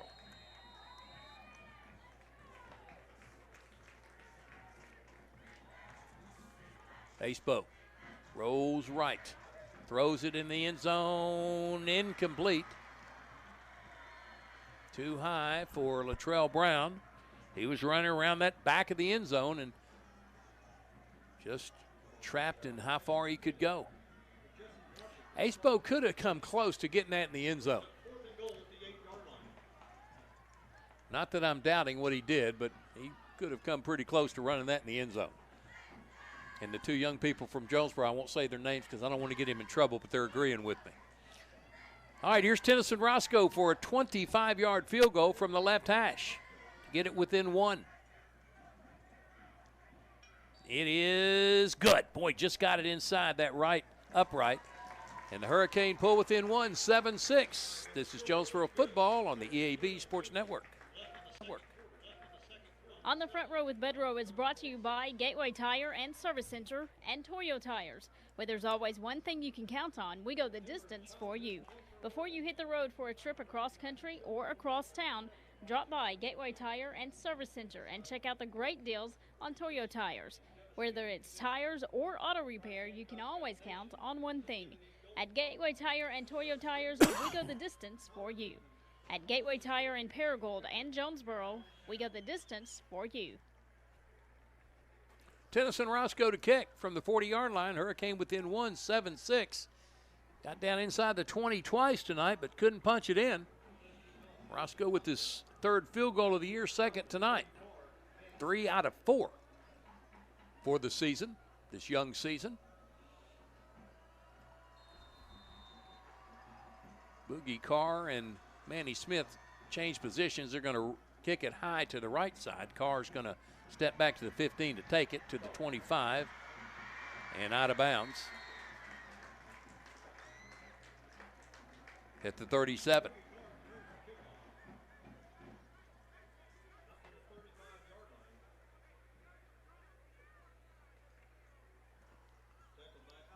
Marty Alexander on the tackle for Jonesboro. Conway 1st and 10 at the 35-yard line. His foot stepped out there. Everybody in tight. Flip it to Manny Smith trying to come wide. He cuts it back upfield, and nice tackle there by John Paul Pickens after a 3-yard gain. Close to a 3-yard gain. We'll call it 2, 2nd and 8. 2:44 to go. If Jonesboro can hold him here, they may get the football back. Malu rolling to his left. Coxon throws, and it's incomplete. Intended.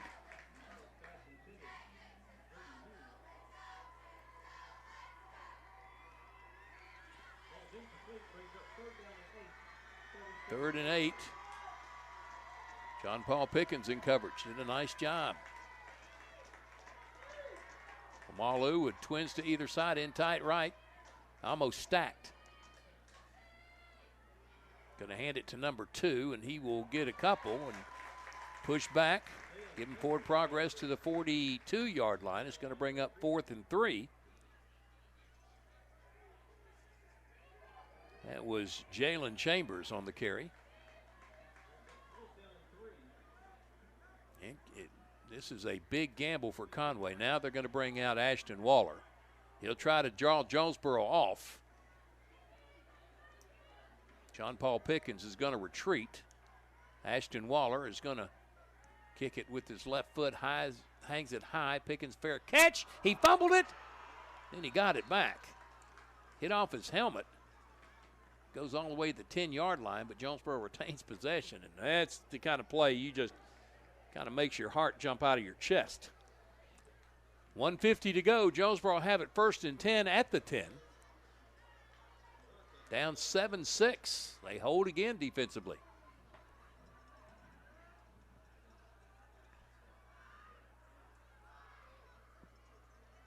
This has been a fast-moving ball game. We haven't played an hour yet, and we're almost through the first half. Both teams have run the ball. Good mixture of run and pass. Kevon Pointer not in the game. He's on the sideline, has his helmet off. He limped off a little earlier, may have re-agitated that ankle. Acepo looking to throw. Now he's going to go in the back. Field's going to pump fake and got a nice gain. Out to the 17-yard line. He picked up 6. Actually, 6. 2nd and 4. Here comes Brock McCoy to the 20. Going to be about a yard shy. Needs to get to the 21. Clock moving, 1:18 to go. Coming up from his safety spot was their number 17. Traylon McClure, senior safety for the Wampus Cats. 1 minute to go. 3rd and 1 for Jonesboro. Going to split 2 to the right side, 1 short left.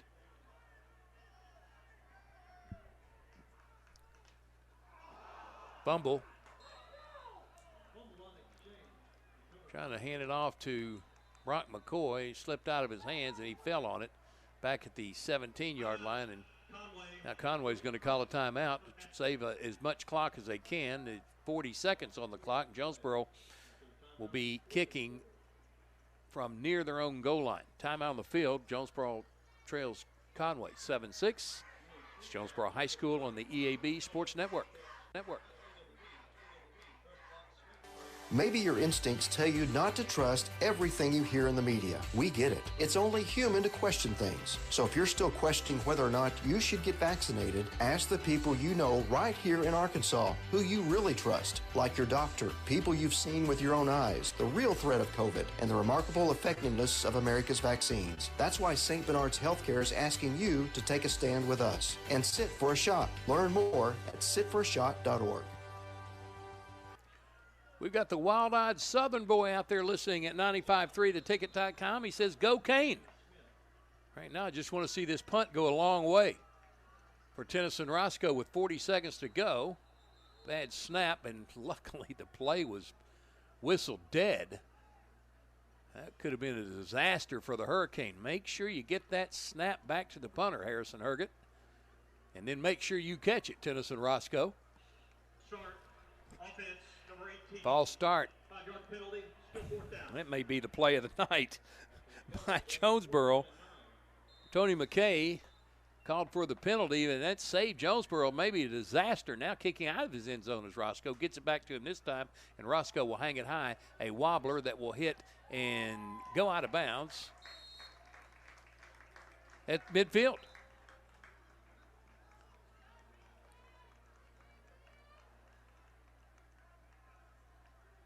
.40-yard kick, no return. 31 seconds to go. Conway has it 1st and 10. Jonesboro's got to keep them out of the end zone. Now they're going to put 2 seconds more on the clock. 33 seconds left.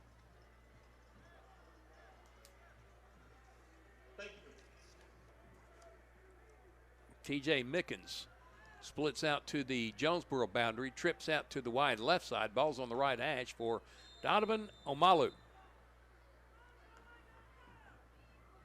Amalu rolls left, Carr to block, throws it, and completes it to number 13. That's Rome Fields with the catch. Stops the clock with 28 seconds to go, 2nd and 9. Excuse me, 2nd and 1 after the 9-yard gain. Gonna give it to nope, fakes to Boogie Carr to Manny Smith, and he has some room to run. Jumps and tackled at the 19-yard line. Nice play there by Conway to the very talented Manny Smith. Jack Cheatham on the tackle, 1st and 10, 17 seconds to go, down to 15, and Conway calls the timeout. Timeout on the field with Jonesboro trailing the Wampus Cats 7-6. This is the EAB Sports Network. You can rely on K13 Computers' 40 years of experience to help you. K13 provides you with solutions to your computing problems. Whether you need repairs or IT service for your business, let K13 be your first call. K13 also is your go-to spot for building that gaming PC. They have knowledge, experience, and the products to help you. K13 Computers, 2106 South Caraway next to Barton's Home Improvement. Call 627-5477. That's 627-5477 or visit K13Inc.com. K13 Computers.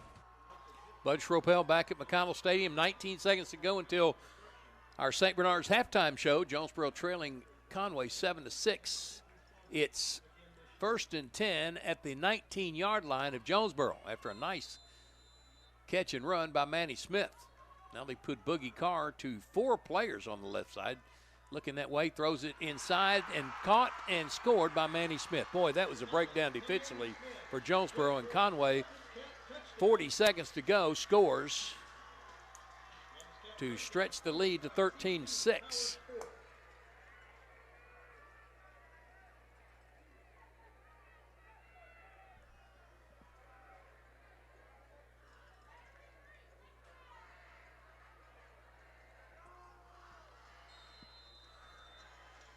Bahia on for the point after.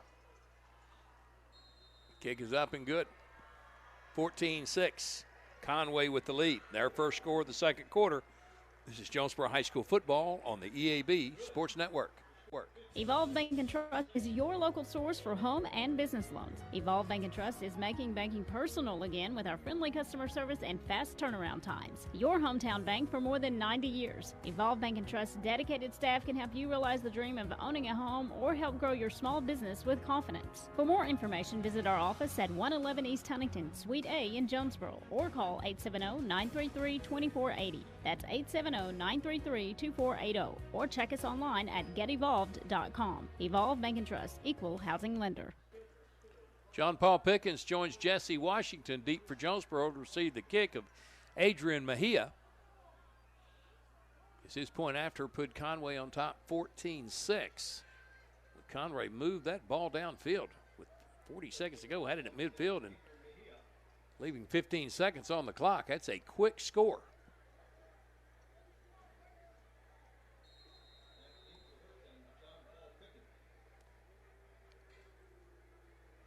Kick is going to come to Pickens. At the 9, fumbled it and stepped out of bounds. Boy, he's having trouble fielding some kicks tonight. 12 seconds to go. Hurricane 1st and 10. Do you take a shot downfield or you go to the locker room, lick your wounds, and you get the ball to start? No, you don't. They have to kick off to start the second half. Acepo and McCoy come to the backfield. 12 seconds to go. Hurricane with 1 timeout left. Twins right, single left. Acepo going to hand it to McCoy, and he may have gotten to the line of scrimmage. He got a couple of yards to the 15, but they're going to let the half run out. And that will get us to our St. Bernard's halftime show. Conway scores late in the first half, extend their lead to 14-6. Back in 3 minutes, you're listening to Jonesboro High School football on the EAB Sports Network.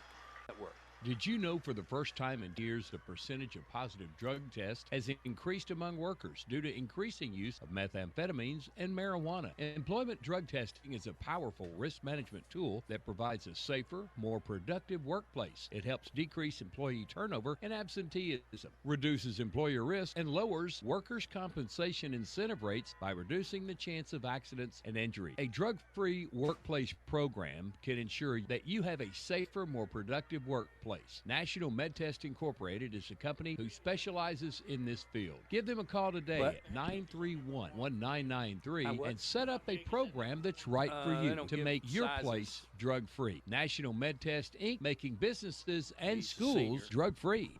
Ship anything, anywhere at your #1 shipping source. Pack Mail. He's the guy they want to get the ball to. Bring anything to Pack Mail, and they'll pack it, ship it, crate it, freight it, no matter how big, fragile, or awkwardly shaped. Since 1998, Pack Mail has been your #1 shipping source, the only authorized shipper of all the major carriers: UPS, FedEx, DHL, the Postal Service, and Freight Services, all in one store. At Pack Mail, you have choices. Here's Pack Mail Tim to tell us more. Trey, we are the experts at finding solutions for even the most demanding shipping situations, and our experienced staff can help you choose the best option. So if you need to go to the post office and then FedEx or all the way out to UPS terminal and then get that international shipment to DHL, you can do it all in one fast, convenient, and friendly place. Pack Mail.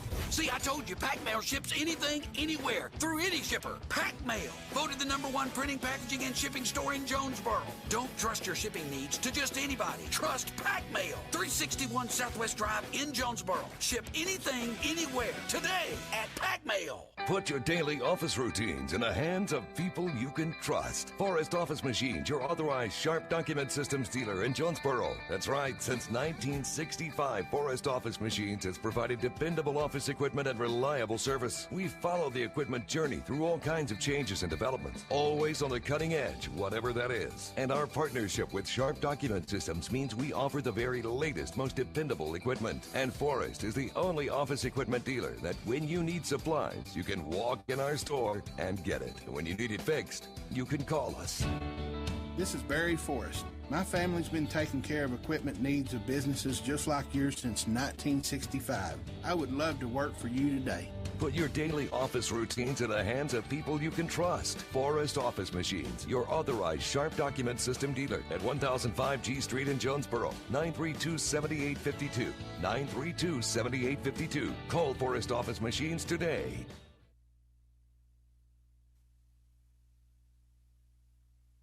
Bud Schropel back here in Conway at McConnell Stadium. Jonesboro trailing the Wampus Cats 14-6. Before we give you the scoring recap for tonight, let's pause 10 seconds for station identification. For 14 seasons, you've been following Jonesboro High School athletics on the EAB Sports Network. You're listening to the Jonesboro Hurricanes on KNEA AM 97 Jonesboro and 95.3 and 96.9 The Ticket. Bud Schropel back here in Conway. Lennon Smith back in the studios of The Ticket. We're at halftime, the St. Bernard's halftime show. St. Bernard's at the heart of great medicine for more than 120 years. Hurricane got on the board first tonight with a Tennyson Roscoe 27-yard field goal, 5:43 to go in the first quarter. They were up 3-0. Then Conway struck on a 70-yard tipped pass. Probably was going to be called pass interference, with giving the ball 15 yards downfield, which would have put it at about the 35, but instead it wound up in the hands of T.J. Mickens, and he raced to the end zone to put Conway on top 7-3. Adrian Mejia, the sophomore kicker for Conway, added the point after. Second quarter, same way as the first quarter. Tennyson Roscoe, a 25-yard field goal, as Jonesboro once again marched the ball down inside the 20-yard line but couldn't get it into the end zone. He kicked it with 3:02 left on the clock, and Jonesboro pulled within 1, 7-6, and then Manny Smith caught a 19-yard touchdown pass from Donovan Amalo, his second touchdown pass of the night, as they moved the ball 50 yards in 25 seconds. 40 seconds left on the clock, and stretched the lead to 14-6 after Mejia scored on the point after. Jonesboro couldn't do anything with it in a short amount of time, and that's where we are at halftime. Jonesboro will be kicking to Conway to start the third quarter. Don't have any stats yet. We'll try to get some for you if possible, but don't count on it. Hope you're enjoying the stream. If you happen to be watching it online, you can catch the Conway Band on the field tonight performing down here at McConnell Stadium. It's a beautiful night for football, not really hot at all. Good football game, fast-moving football game. We're already through one half and just barely after 8 o'clock. We'll send it back to the studio indefinitely. Be back here in Conway soon. You're listening to Jonesboro High School football on the EAB Sports Network.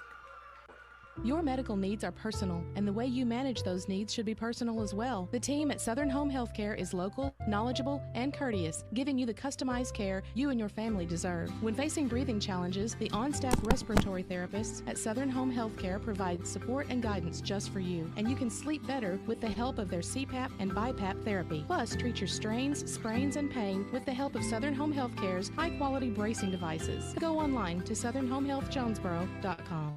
Jonesboro Overhead Doors and Tri-County Garage Doors. With over 40 years of service, Jonesboro Overhead Doors and Tri-County Garage Doors is your first call for commercial, industrial, and residential overhead and garage doors. Come see us at 925 East Parker Road or give us a call at 870-932-6891. Good luck to all the team from Jonesboro Overhead Doors and Tri-County Garage Doors. Attention members and guests. J-Town's Grill is once again a proud supporter of the A-State Red Wolves. Make J-Town's Grill your after-game destination to celebrate another Red Wolves victory. And don't forget to come back for Sunday brunch and catch the NFL games on the big screens at J-Town's. Everything from appetizers, salads, and sandwiches to burgers and wraps, all at J-Town's Grill, with indoor and outdoor seating and live music. J-Town's Grill on Johnson, right across from Centennial Bank Stadium. Check out their menu at jtownsgrill.com and like them on Facebook. First Community Bank believes that community is everything. Our promise to stand by our customers is important in the good times, but even more important in the hard times too. As economic recovery begins, we want you to know that we are here for you. We will keep loaning money, financing homes, helping small business, and supporting this community. Banking local is more important than ever.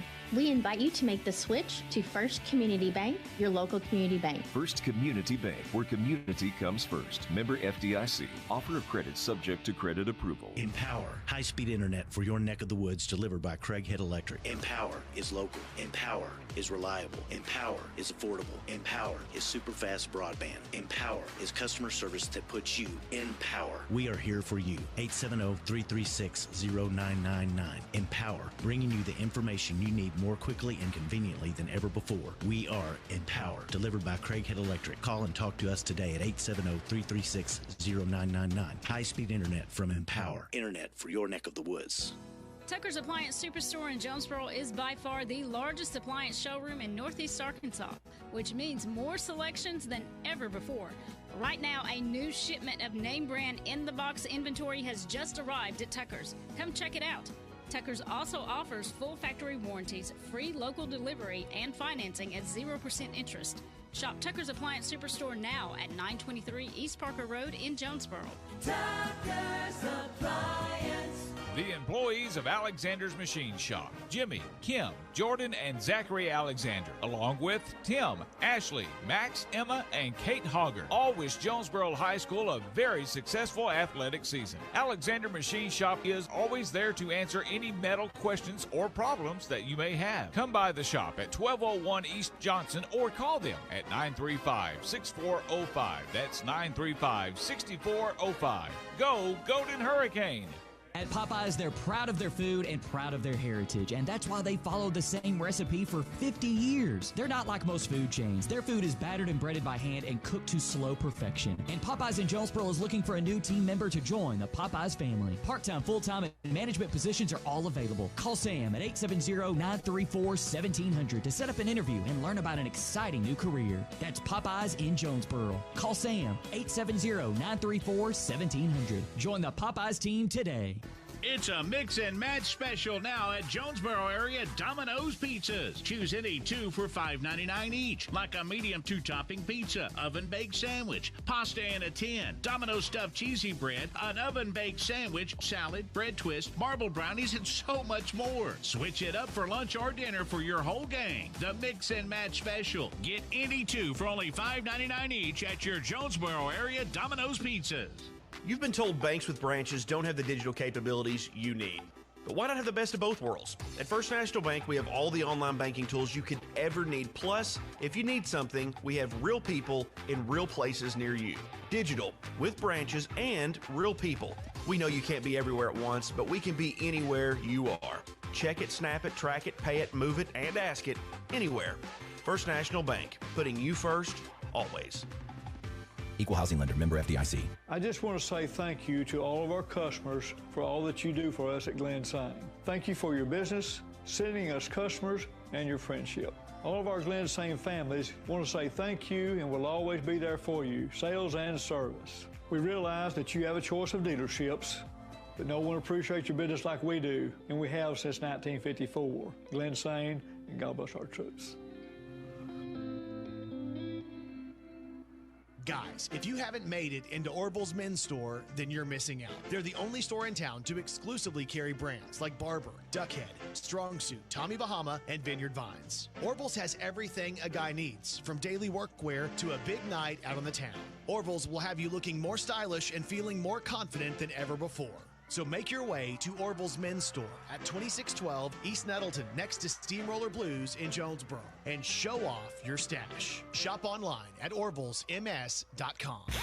See Placid Tire Service for the right tire at the right price right now. Placid Tire Service is the area's biggest selection of in-stock tires at the lowest price. While others are searching for tires to order, we'll get you fixed up with a great set of tires and back on the road in no time with our 4 tires, 1 hour guarantee. Plus, we make the purchase easy on your budget with our Placid Tire Service card or no credit needed financing options. For the right tire at the right price right now, the choice is easy. That's Placid Tire Service. For me, rice farming isn't a profession. It's been my life for more than 30 years. And as owner of Delaplane Seed, I've been the region's rice tech leader for more than a decade. Every planting season, I'm in the fields right along with you, and we're figuring out how to make sure bushels mean dollars together. From selecting your hybrid rice to free on-farm delivery and one-on-one consultation, I'd like to help your rice field see more profit this season. I'm Terry Gray at Delaplane Seed. Call me today at 870-249-3447. Let's talk about your best rice options. What does better mean to you? Maybe it's better services, better support, better ways to build a life or buy a home or run a business. First Security is your partner for it all, with resources and solutions that make a difference for you and others. That's because First Security takes care of customers while building communities. Better for you, better for Arkansas, better for all. First Security. Bank better. Member FDIC, Equal Housing Lender. Attention, members and guests. Get lost at Lost Pizza. See why people continue to flock to Northeast Arkansas's coolest and funkiest place to eat. Try one of Lost Pizza's 10 signature pizzas or create your own. Plus, salads, subs, and pastas. And of course, those famous Delta Hot Tamales. Lost Pizza offers curbside pickup, dine-in, or delivery. And they also do catering. Lost Pizza with 2 locations in Jonesboro, 906 Southwest Drive, and on Hilltop at 3410 East Johnson. Order at lostpizza.com or download and order through the Lost Pizza app. Hey, it's Brad Bobo, and as the sideline reporter for Red Wolves football, I've had the chance to see firsthand the great work done by the physicians at Jonesboro Orthopedics and Sports Medicine. JOSM doctors have served the athletes at A-State for more than 40 years, plus on any Friday night, you can see their physicians on the sidelines at high school games around the area. Whether you're just starting your athletic career or if you're well past your playing days, JOSM can get you back in the game. To schedule an appointment, call 870-932-1820. Jonesboro Orthopedics and Sports Medicine, excelling in their field so you can excel on yours. Demo's Smokehouse Barbecue on Johnson at Hilltop and on Main Street across from Jonesboro High School. Now, I'm from Memphis and I know barbecue, but there are people from Memphis that travel to Jonesboro to sample, taste, and enjoy Demo's Barbecue. No kidding, they come from Memphis, so no need to go anywhere else. Right here, the best barbecue is at Demo's. Any of the ribs, any of the plates, you can enjoy it all at Demo's Smokehouse Barbecue. My mouth is watering. Get huge savings now at every Kavanaugh dealership. Kavanaugh has has a great selection of late model, low mileage, certified pre-owned cars, trucks, and SUVs. And most are still under factory warranty. We have every model, so you're sure to find the vehicle you want. And when you buy it, Kavanaugh, every new and used purchase comes with 1 year free maintenance. Plus, we buy cars. Bring a vehicle, get a check. Come see us today at one of our dealerships or go to KavanaughCars.com. It's football time at Wings to Go. That means all the TVs watching the games, all the wings will be hot and flavorful, all the food will be good. It is time to come to Wings to Go. We've weathered the storm. It's almost over. Things are getting better, and we can't wait to see you at Wings to Go. Sports, wings, football, life is great at Wings to Go, both locations. Bud Schropel back at Conway McConnell Stadium here. The Wampus Cats leading Jonesboro 14-6. We're in the St. Bernard's halftime show, brought to you by St. Bernard's, at the heart of great medicine for more than 120 years. And very happy to be joined by Nikki Skelton, the volleyball coach at Jonesboro High School. And you guys are down here to play some volleyball this weekend, right? We are. We are playing at Little Rock Christian tomorrow.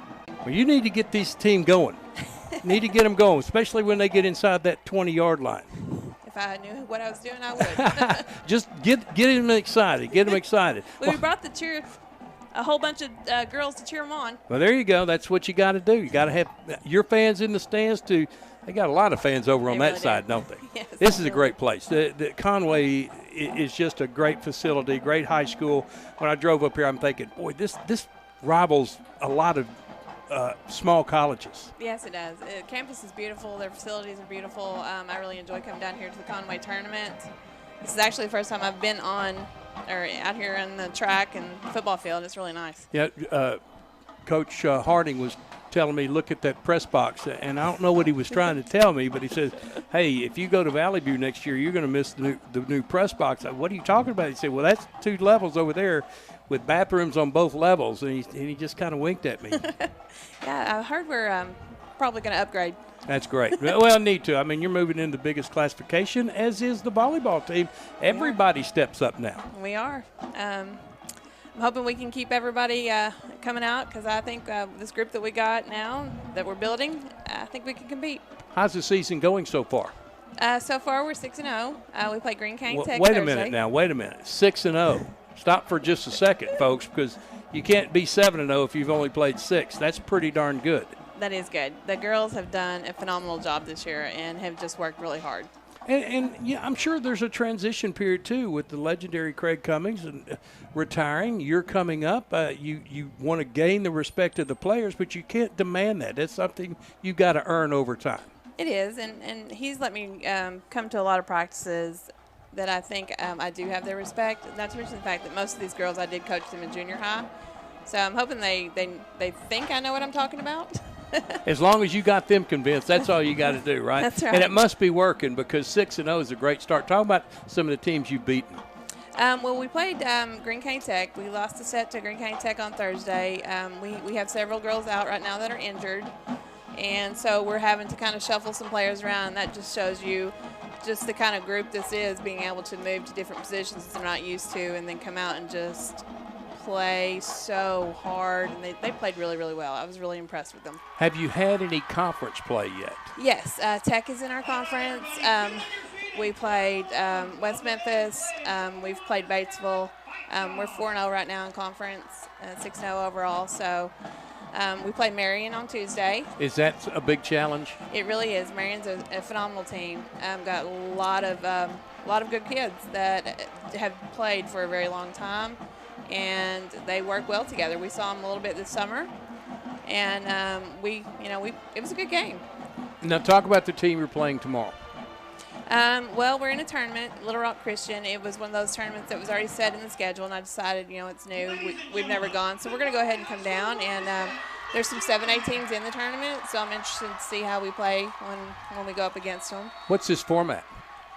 It's pool play in the morning, so we'll do 3 games of pool play, and then we'll go into tournament play depending upon our seeding from pool. and then I think we're one and done from tournament. So I'm hoping we'll make it to the 6:30 game, which is the championship. Who's in your pool? We have Morrilton in our pool. We have I had it right here with me. I know we played Morrilton at 10 o'clock in the morning. We have Lake Hamilton and Baptist Prep in our pool. But we have Fort Smith Northside that's at the tournament, so I'm interested in seeing. We met them this summer, so I kind of want to meet them again. Springdale's in it, so I'm hoping we get a chance to match up against them. Who are the teams in state, no matter what classification, that the ones you really keep your eye on?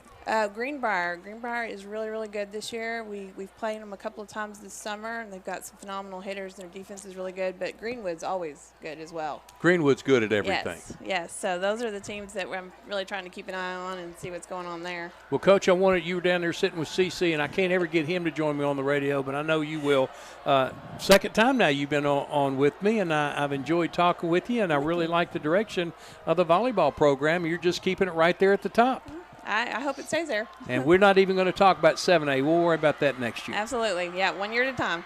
Thank you, Coach. Appreciate you joining me. Thank Nikki you. Skelton joining me here at Conway at halftime with the Wampus Cats leading the Hurricane 14-6. This is Jonesboro High School football on the EAB Sports Network. Thank you, Coach. See the Tire Service for the right tire at the right price right now. Placid Tire Service is the area's biggest selection of in-stock tires at the lowest price. While others are searching for tires to order, we'll get you fixed up with a great set of tires and back on the road in no time with our 4 tires, 1 hour guarantee. Plus, we make the purchase easy on your budget with our Placid Tire Service card or no credit needed financing options. For the right tire at the right price right now, the choice is easy. That's Placid Tire Service. You raised your family here. Did every July 4th here, refinished the floors here twice, sized up your daughter's boyfriends here, waited in the doorway all day when your son was coming home on leave.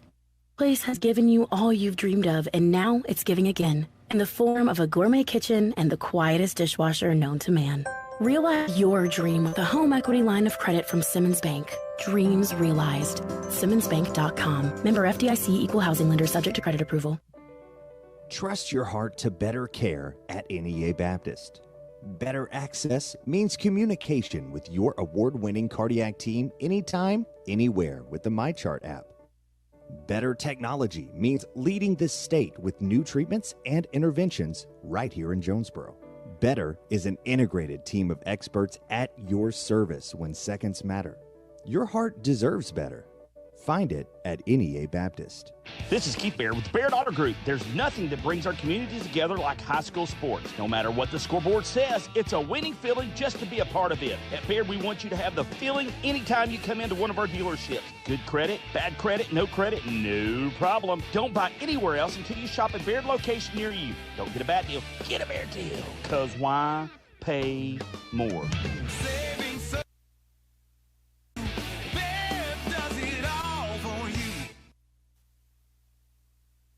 Bud Schropel back at McConnell Stadium in Conway. We're at halftime in the St. Bernard's halftime show, and I ran into Bradley Richardson, former Hurricane basketball player, graduated last year, and I was happy to hear him say that he is here at Central Baptist in Conway playing basketball. He is on the basketball team down here, playing for CBU, and what a great story Bradley Richardson is.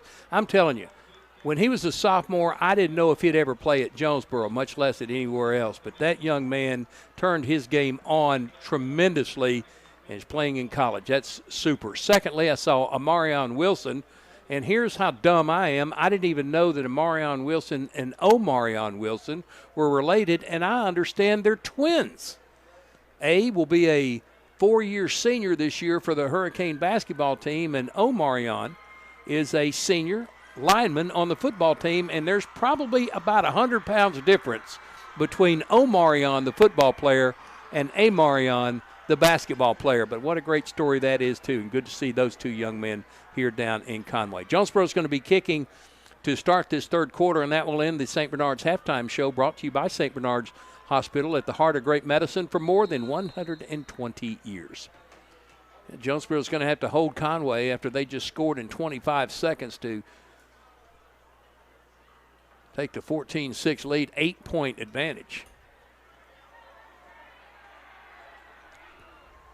Now Jonesboro's going to get the ball first. That's right. They kicked off in the first half. Listen, you want to keep listening to me because you can outguess me at home. That can be a game.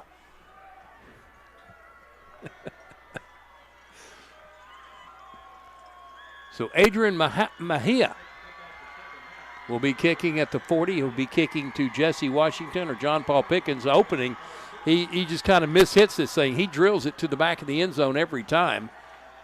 He'll return it if he wants you to return it. But be looking for a short pop-up kick. There is a big area between the, he's going to be popped up. Going to go right into the hands of a Conway player. No. Who was it that jumped up and got it? I thought it went right in the hands of a Conway player, but there, grab it was number 9 in the midst of 4 jerseys, blue jerseys. Krishawn Payton covered the kick. Jonesboro will have it.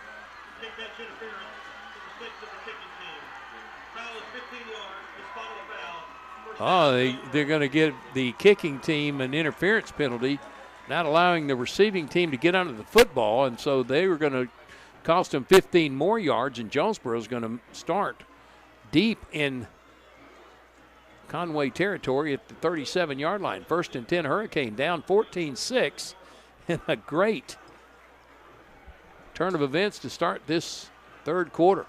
Riker Acepo from the left hash splits 2 to the right side, 1 short. Kevon Pointer not in the game. Brock McCoy in the backfield. He'll take the handoff up. Nope.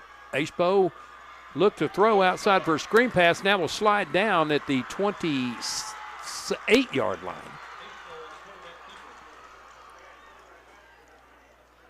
It's been a gain of 9, 2nd and 1. Now they come near the right hash with Twin splitting out to the left side. Single right, that's Jesse Washington. Hands it to McCoy up the middle, and he blasts forward.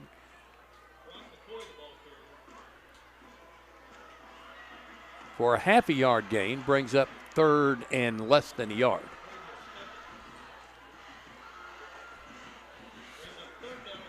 Third and less than a yard. Acepo takes the snap.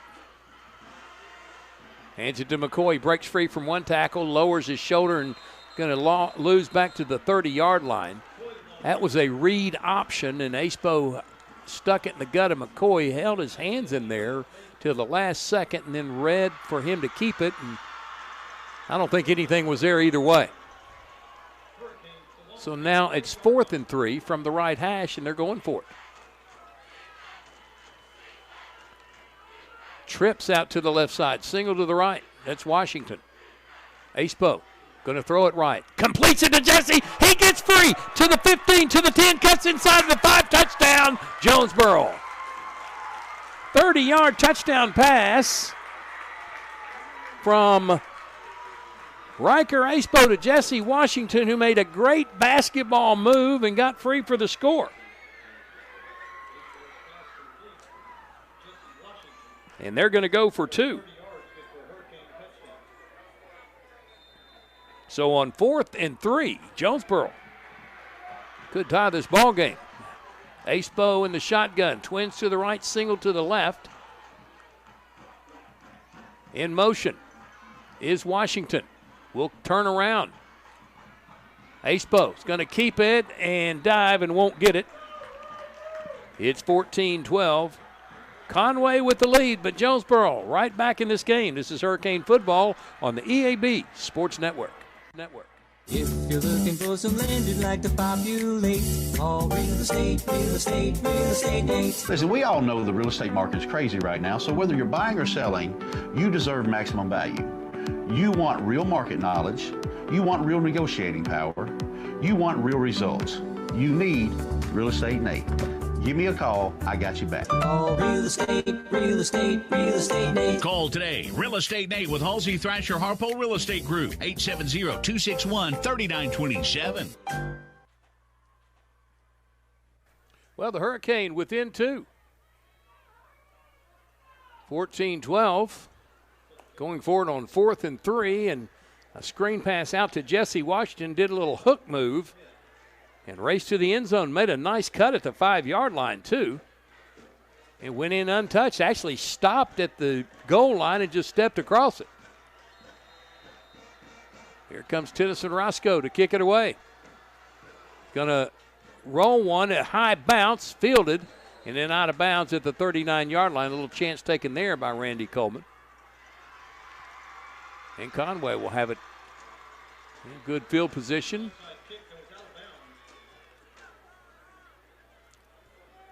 At the 41-yard line of Conway. Here they come across the field.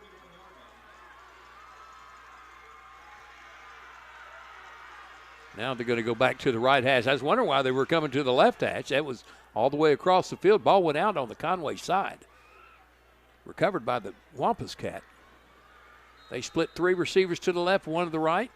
Boogie Carr takes the handoff, has a hole, and makes a nice opening run near the marker. Is going to give him 9 yards as his knee dragged at the 49 of Conway, 2nd and 1. Boogie Carr again looking for a hole, finds a little crease and gets a first down into Jonesboro side of the field at the 48-yard line. Move those chains. First down, Wampus Cats. 14-12, Conway with the lead. Just underway, 3rd quarter. Quick snap, Boogie Carr catch in the backfield, a hold. Flag comes out. Thank goodness. I thought they were going to let that one go.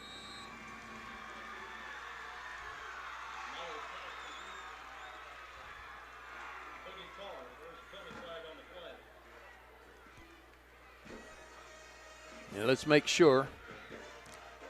You never know. There we go. Holding on the offense. In the backfield, too, so that's even added yardage for Jonesboro all the way back to the 41 of Conway.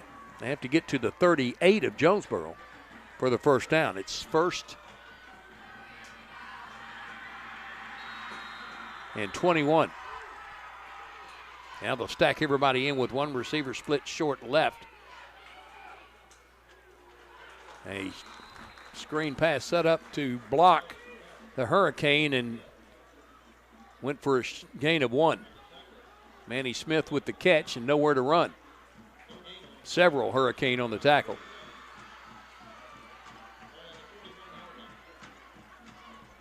.42-yard line. 2nd and 20. Boogie Carr, big gain. Upended at the 48, falls forward to the 46. Got a lot of that yardage back. It's going to be 3rd and 8. Big hole on the right side. Quickly, the snap goes to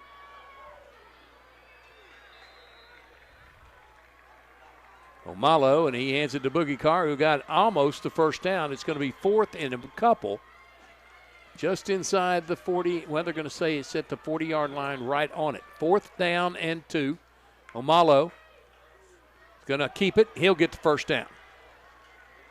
Jackson Lehman trying to wrestle him down. He's going to stay on his feet. They finally blow it dead. That's going to be a gain all the way to the 35-yard line. Good play by Donovan Omalo. And 1st and 10, Conway. Didn't even stutter. Now quickly to the line. Omalo, great protection all day. Throws it to Manny Smith with the catch. He'll be brought down at the 2. Little crossing route. Open, catch, and doing his thing. John Paul Pickens on the tackle. Spotted at the 3. 1st and goal for Conway. Omalo. This time it's Chambers, and he'll get in for the score. 2 quick scores for Conway, and they extend their lead to 20-12.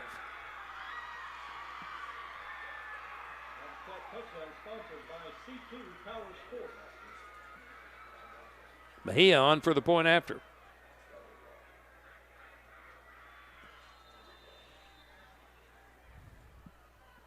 $8:15 to go in the third. And the point after makes it 21-12. This is Hurricane Football on the EAB Sports Network. Sports Network. Rice farming isn't a profession. It's been my life for more than 30 years. And as owner of Delaplane Seed, I've been the region's rice tech leader for more than a decade. Every planting season, I'm in the fields right along with you, and we're figuring out how to make sure bushels mean dollars together. From selecting your hybrid rice to free on-farm delivery and one-on-one consultation, I'd like to help your rice fields see more profit this season. I'm Terry Gray at Delaplane Seed. Call me today at 870-249-3447. Let's talk about your best rice options. Well, Jonesboro had Conway back on 1st and 21 after the holding penalty, and it looked like it just ticked Conway off. They marched down the field. Big catch from Manny Smith of 25 yards. Jalen Chambers runs it in from 3, and the Hurricane fall behind 21-12. Now a 9-point advantage for the Wampus Cats, so 2-score game. But plenty of time, and Mejia lining up for the onside kick again. This one he kicks it away, and fair catch called for at the 33-yard line. Jack Cheatham on the fair catch. Jonesboro has it 1st and 10 at the 33. Need to answer the score from Conway.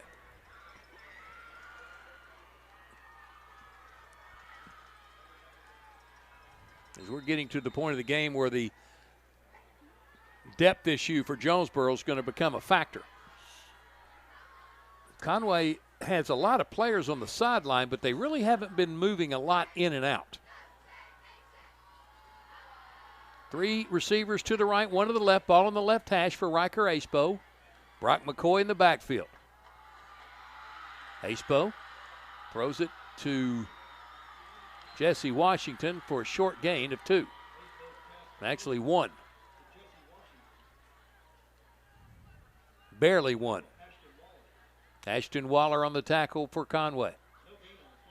Actually no gain, 2nd and 10. This time Washington comes to the Jonesboro boundary. Brock McCoy blasts up the left side to the 40. Gain of 6. 3rd and 4. Maurice Freeman on the tackle for Conway.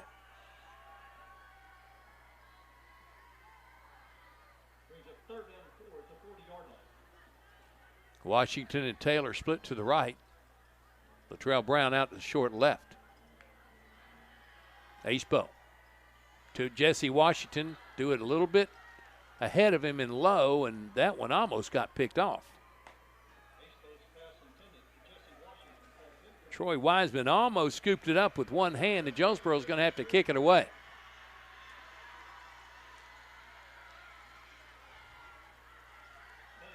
Fourth and 4.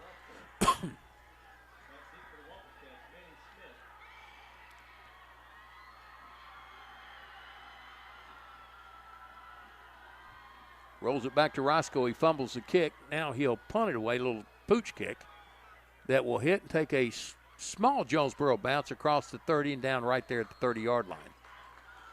25-yard kick, 30-yard kick for Tennyson Roscoe. No return, and Conway has it 1st and 10.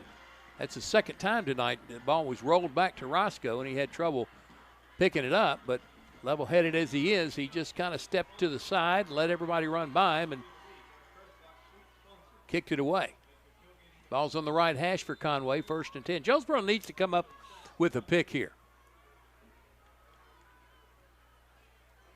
I don't believe the Hurricane have a 1 turnover to their credit tonight. Trips out to the left side. Amalu has a man wide open. Wide open is number 13, and he's going to take it to the house. Somebody missed their assignment, and number 13 was so open. You were hoping a big gust of wind would come up or something. Rome Fields with the catch. 70 yards, and Conway scores again their 3rd score here in the 3rd quarter, and there's still 6:54 to go.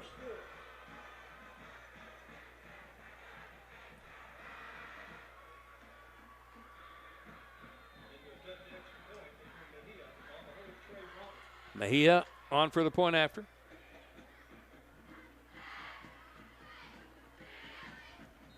It's good. 28-12. Wampus Cats with the lead. This is Hurricane Football on the EAB Sports Network.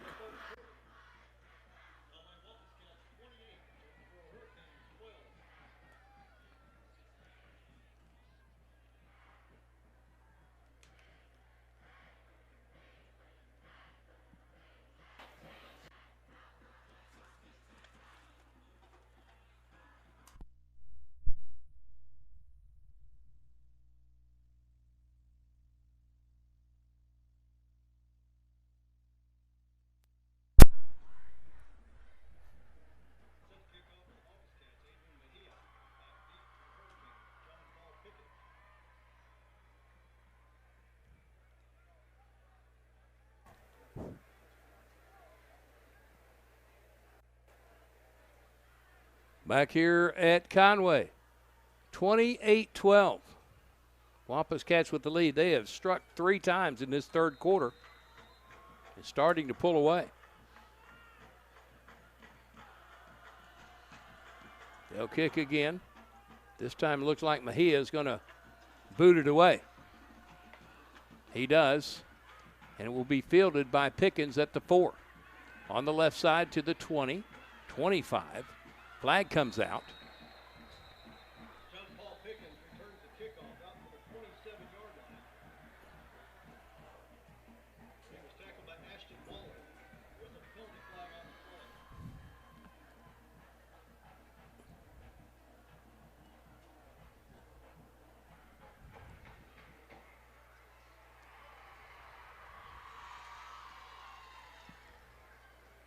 Flag on the play on the kick.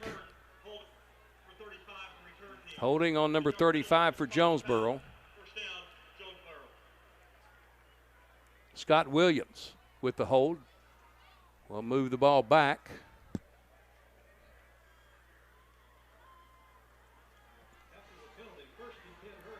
To the 15-yard line, or 17-yard line, 1st and 10. Hurricane from the left hash. 2 receivers split to the wide right side. Jonesboro's going to have to score here. Try to stop the snowball from rolling downhill. They're going to hand it off to Brock McCoy, and he finds some tough yards up the middle to the 20-yard line. 3-yard gain in some very crowded territory.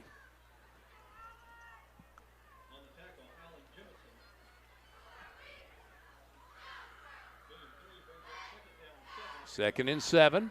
Ashpo again. Quick pass out. Off the hands and incomplete. That was Drake Taylor, the intended receiver. No,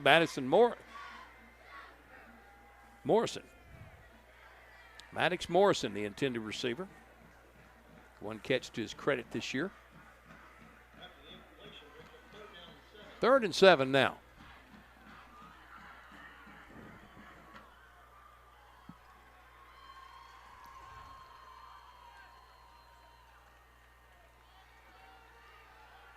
Ashpo again. Covering downfield, and he's going to get it 3 yards, but not enough. It's going to be 4th down and close to 4.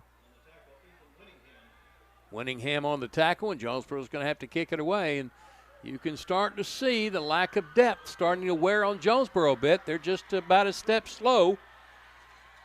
Those linemen for the Hurricane have been beaten on for 2.5 quarters, and it's just starting to feel the effects of it.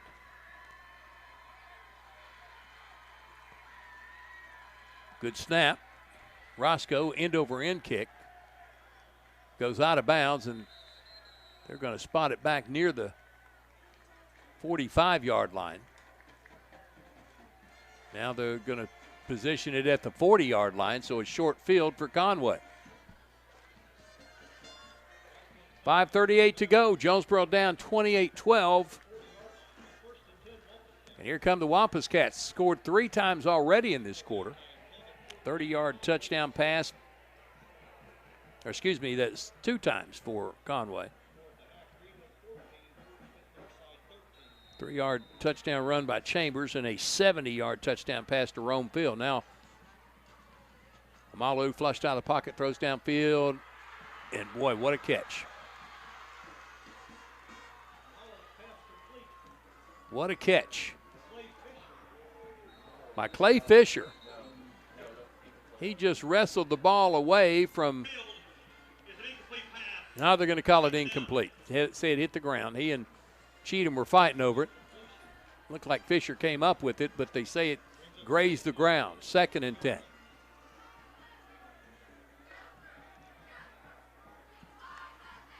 Amalo hands it to Boogie Carr, and he got a couple. Taurus Crawford on the tackle. Gain of a couple, 3rd and 8. Quickly to the line are the Wampus Cats. Quick snap.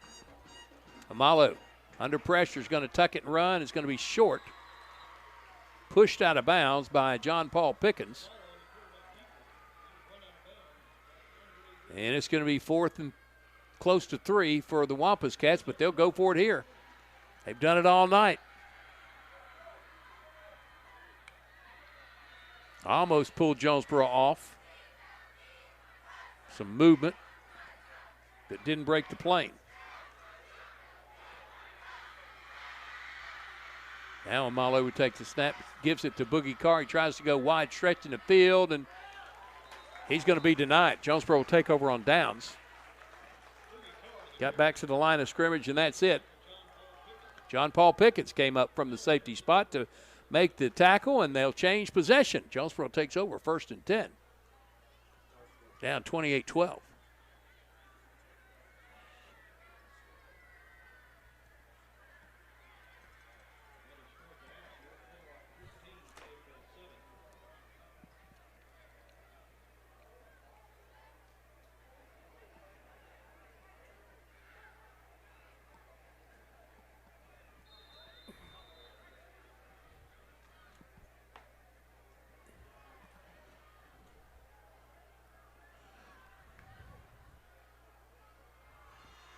Here's Acebo. Hands it off to McCoy, and he got a couple on the left side.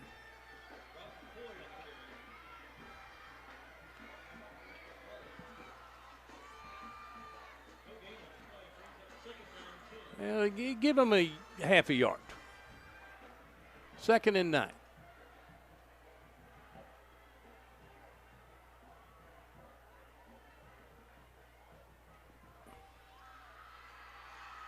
Ball is in and out of the hands of Latrell Brown, incomplete.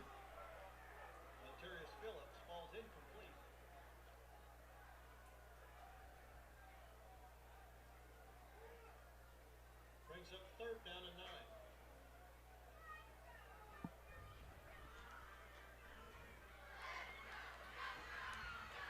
9. 3rd and 9. Acebo. Little misdirection for McCoy, and he will get a couple, and that's it. And Jonesboro is going to have to kick it again.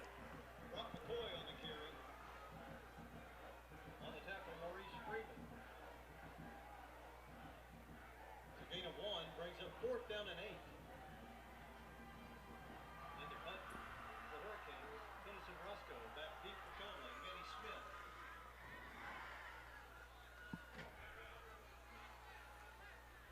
Tennyson Roscoe on the kick.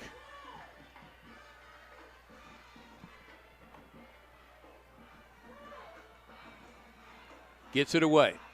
We'll hit it to 33, take a big Jonesboro bounce. This time Manny Smith won't pick it up, and it's going to roll dead at the 15-yard line. Long field for Conway, but they've got it back, leading 28-12.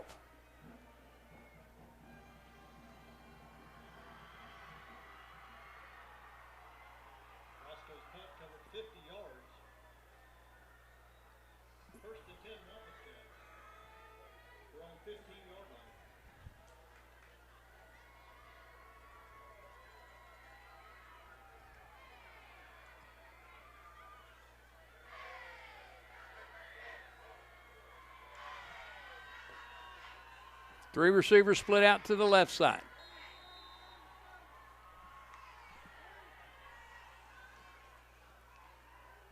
Not much there for Boogie Carr. Got back to the line of scrimmage, and that's it.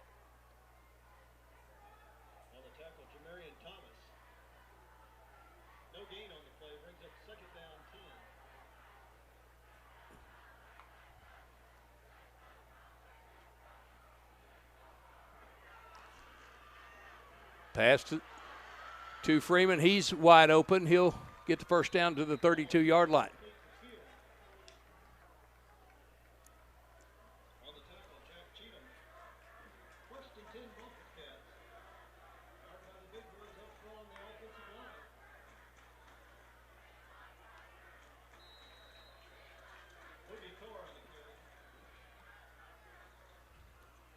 Boogie Carr on the carry.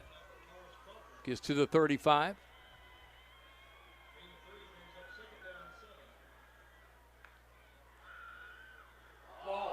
Ball's loose on the field. Tyler George saying we got it, being the Hurricane, and they do have it. First turnover on Conway. And Jonesboro has a short field at the 35-yard line of the Wampus Cats.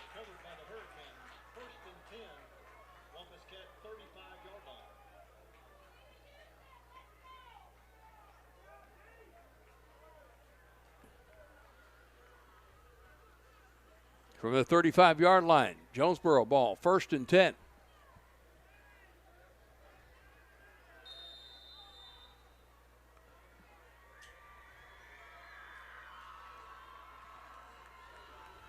Three receivers set, twins to the left. H-back to the left. McCoy throwing all the way. Ace-Boat. Can't find a receiver, rolls to the sideline, throws it downfield, and caught! No, they're going to say it was incomplete. Over the head of Ruffin, in the hands of Washington. He couldn't get a foot down. It's incomplete.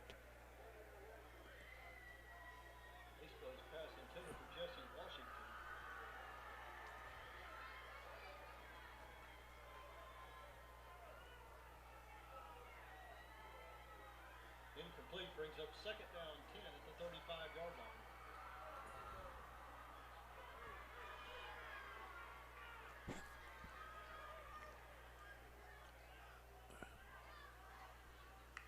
Second and 10. Ace-Bow gets it out to Ruffin. Needs a blocker, and a nice shoestring tackle made by number 12 for Conway, Troy Wiseman. Loss of a yard, 3rd and 11.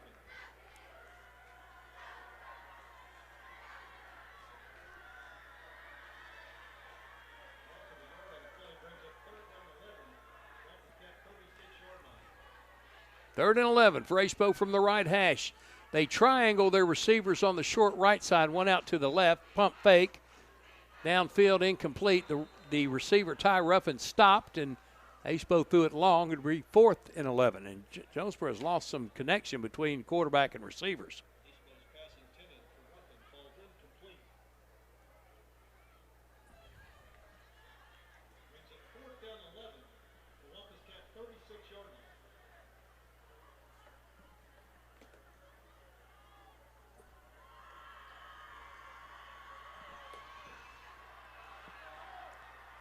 Ace-Bow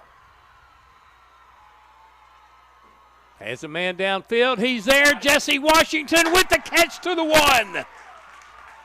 Nice falling backwards catch by Jesse Washington. Great throw by Riker Ace-Bow, and the Jonesboro Hurricane have a new life. 1st and goal at the 1.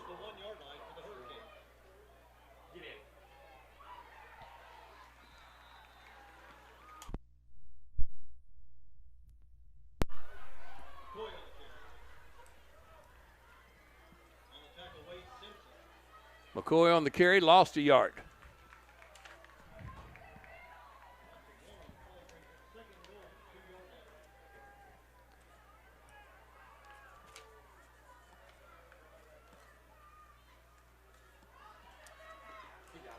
Did he get in? He did. Touchdown, Jonesboro. Conway comes out with the football, but it was after the plane was already crossed, and Jonesboro scores to get it to 28-18.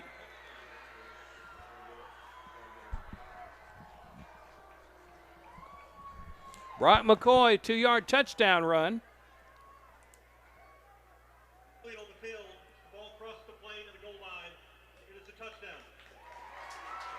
No review. Touchdown, Jonesboro.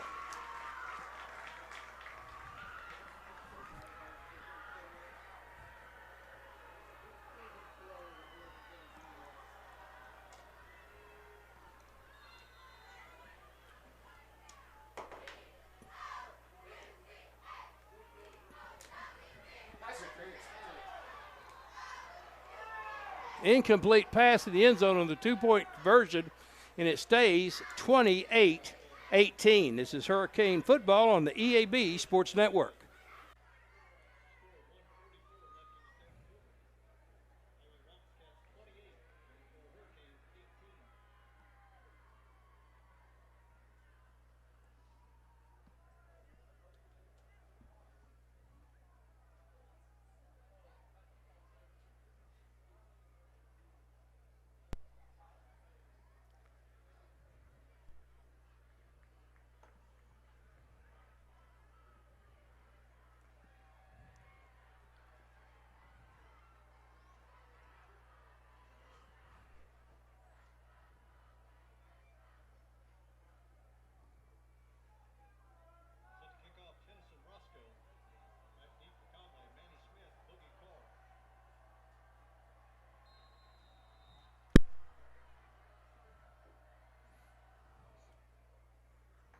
Boogie Carr back to receive.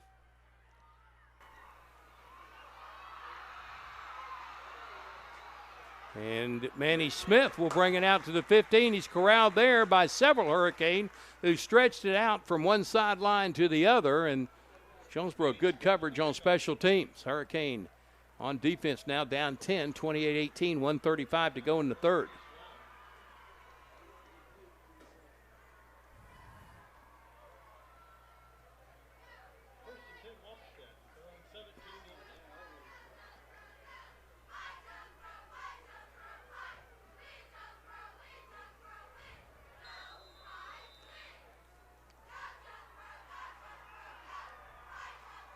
Here's Amalo with trips out to the right side, single to the left, man in motion.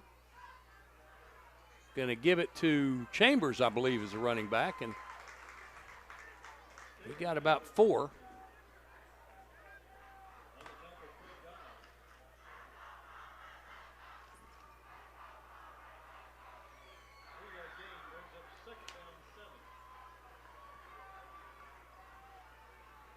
Second and 7, give him 3 to the 19-yard line. Amalo again looking to throw, going for it all. He just throws it up in the air. Turn around! Oh, it's caught. Nice catch. The Jonesboro defender never turned around. That was Jack Cheatham. Into the hands of, just kind of threw that one up for grabs. Into the hands of Rome Fields, who makes another big catch and another big game for Conway. To the 26-yard line. First and 10, Wampus Cats up 28-18, trying to add more. Ball's on the deck. Malo picks it up. He's surrounded by Hurricane and lost back to the 35-yard line. I think they were going to set up a little shovel pass to Manny Smith, and it never came about. Carter Reese Long on the tackle for Jonesboro. Second and 18 for Conway. Amalo with an empty backfield. Going to the end zone. And incomplete out of the back of it. A lot of bumping going on down there. No flag. That easily could have been offensive pass interference as it could have been defensive pass interference. Instead, no call. Third down and 18.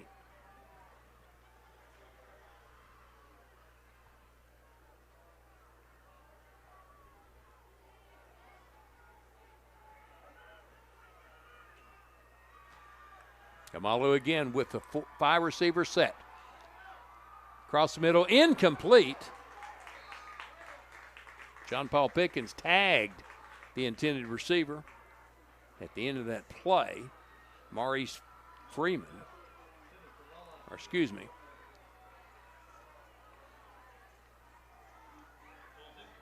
Elijah Smith. 4th down and 18. Baller on the kick. He lobs it up high. It will hit in the end zone, and Jonesboro will have it 1st and 10. So the Hurricane have a chance to cut into this 10-point Wampus Cat lead. That's the end of the 3rd quarter. You're listening to Jonesboro High School football on the EAB Sports Network.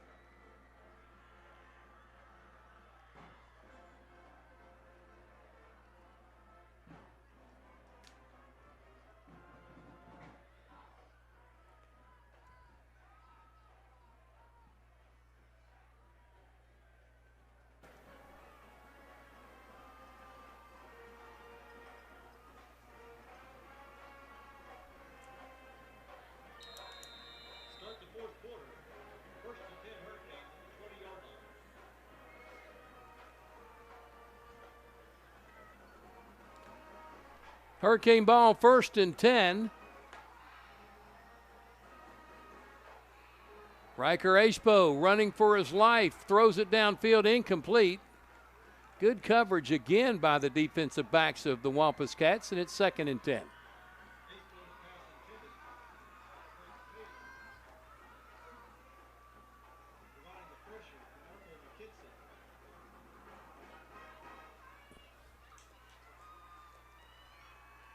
Just underway, 4th quarter. Jonesboro down 10, trying to fight their way back in this game, get it to a 1-score game. Ashbo. Option play. And the ball came loose, and who got it? Conway side saying we got it.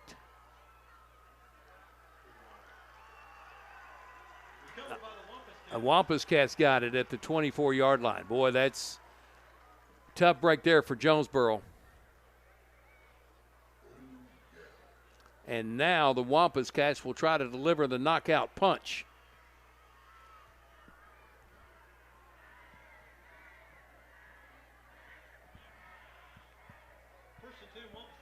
First and 10, Conway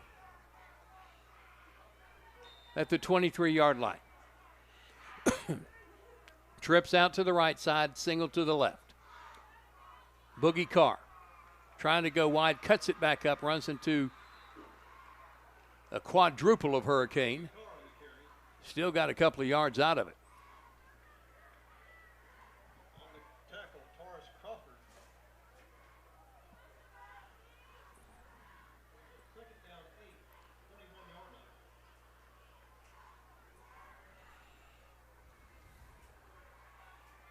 Second and 8. Omalo gives it to Carr. He just like shot out of a gun and gets it inside the 15 near the mark. He did get to the marker, move the chains. 1st down, Conway.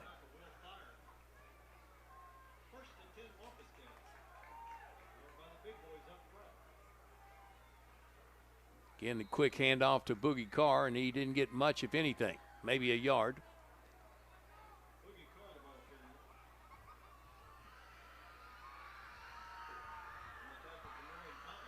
Hey, give him 3. 2nd and 7. Malu again to throw it. This time screen pass it. Somehow the receiver bobbled the football. I don't know how he even got his hands on that. He had to twirl all the way around just to get his hands on the football. Incomplete. 3rd, now they say 3rd and 8. Quickly to the line. This hurry-up offense has done its damage tonight. Amalu again. Throws it to the end zone. Complete to Manny Smith, and he takes it in for the score. 11-yard touchdown pass. Conway adds to the 10-point lead.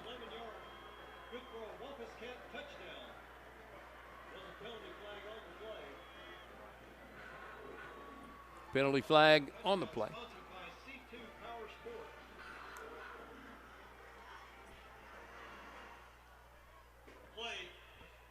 Touchdown. After the play, the sportsmanlike conduct, number 1, Conway. That's number 1, first unsportsmanlike. Well, Manny Smith, probably a little taunting penalty. Unsportsmanlike conduct, they call it, on Manny Smith, his first of the night. You're not allowed many of those. But I'm sure he got what he wanted to say in. Mejia on for the point after. 34-18. 35-18. Conway with the lead. This is Hurricane Football on the EAB Sports Network.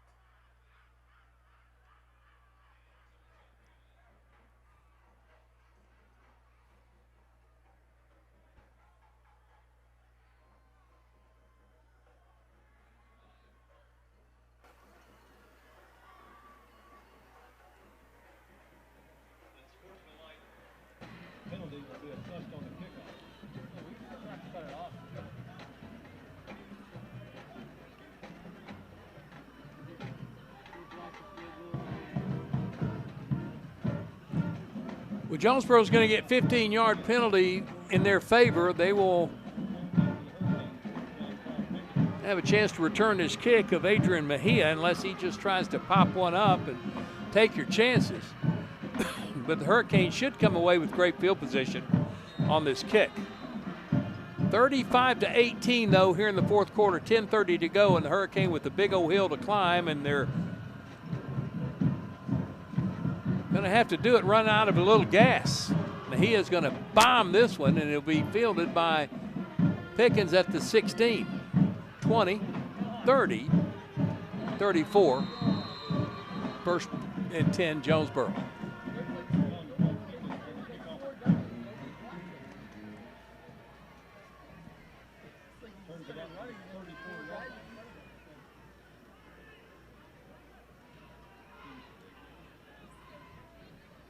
Here comes Riker Acebo.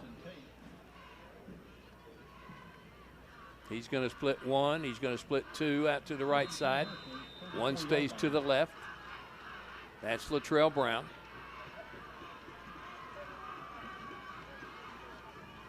Takes a handoff to Brock McCoy to Ty Ruffin. And his H-back spot, somewhat of a screen pass, and it's incomplete. Pass intended. Tyron Ruffin. On the defense, Wade Simpson. Simpson on the tackle for, or on the coverage for Conway. 1-2 receivers to the right side. One short left.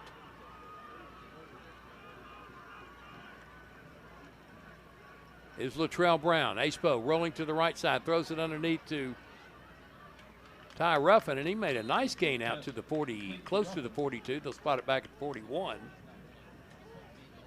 3rd and 2 for Jonesboro. They're fighting to stay in this game. But at some point, they're going to have to start taking shots downfield. Trips out to the left side. Ball on the right hash. One receiver. Acebo again across the middle, complete to Jesse Washington. And Jesse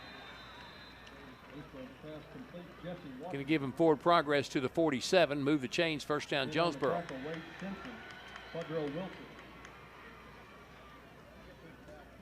First and 10 Hurricanes, their 47-yard line. 3 receivers, 2 receivers to the right, 1 short left, inside tight.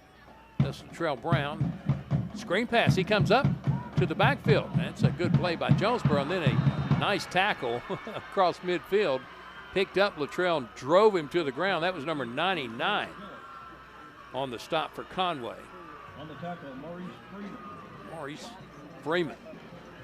Actually, it was Keyron Duncan. 4-yard gain, 2nd and 6 in Conway territory at the 49-yard line. Inside 9 minutes, 8:57 to go.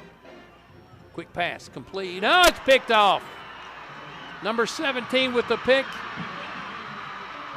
And they run him down at the 10.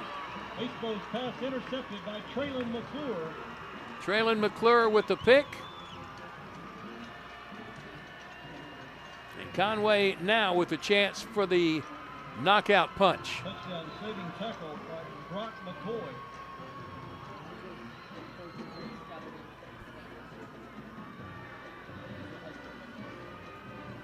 Brock McCoy, who pass was intended for, came up with a 2-yard touchdown run on the Kavanaugh Auto Group drive of the night. Jonesboro's not able to get any closer, and now they're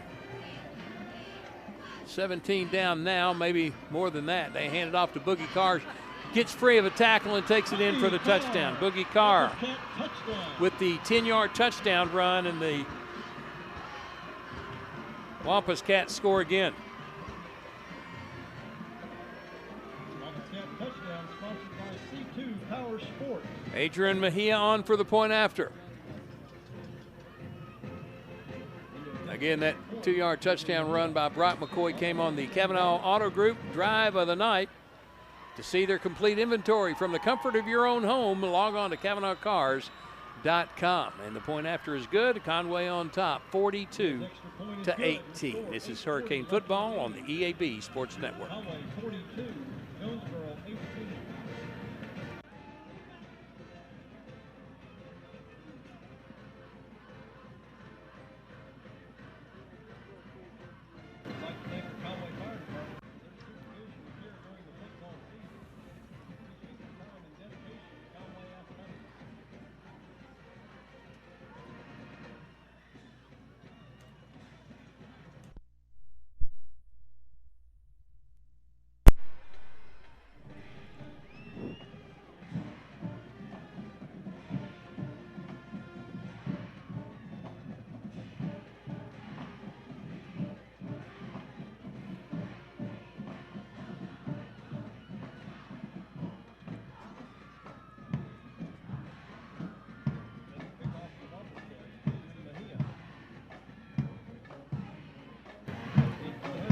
Hurricane are leaking oil.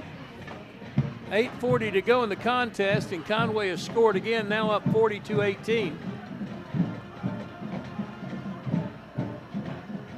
14-6 at halftime. Jonesboro scored to make it 14-12, failed in the 2-point conversion. But since that point, the route has been on for Conway.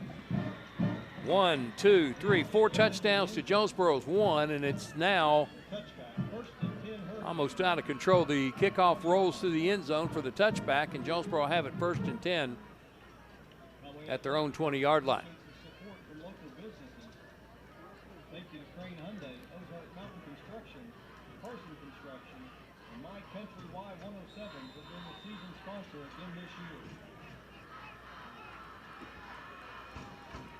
Acepo in the gun with 4 receivers, twins on either side.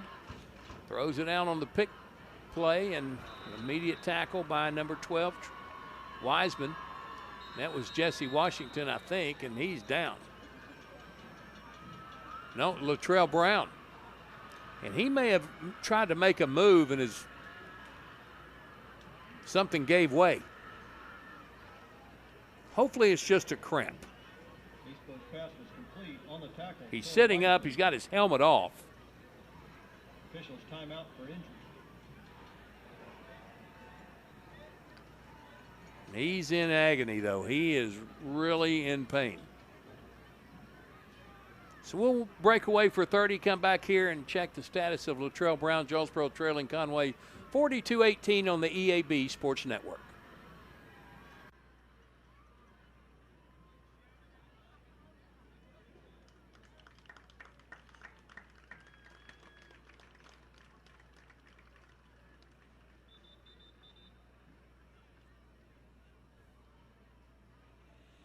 Injured Hurricane player Monterius Phillips.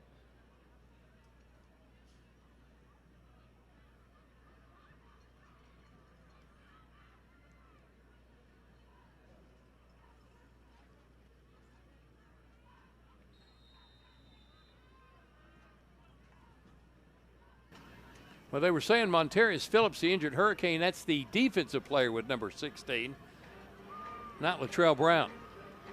All right, Latrell jogged off the field. He's okay. Riker Acepo now in trouble, throws it and incomplete. Trying to get it to Jesse Washington. 3rd down and 10 for the Hurricane. Acepo's pass intended. Jesse Washington. Ball incomplete. Right in the coverage, Quadro Wilson. 42-18. Conway with the lead. Jonesboro had cut it to 2 at 14-12, failed on the 2-point conversion, and had not been able to stop Conway and not been able to score. But 1 touchdown. Here's Brock McCoy, breaks free and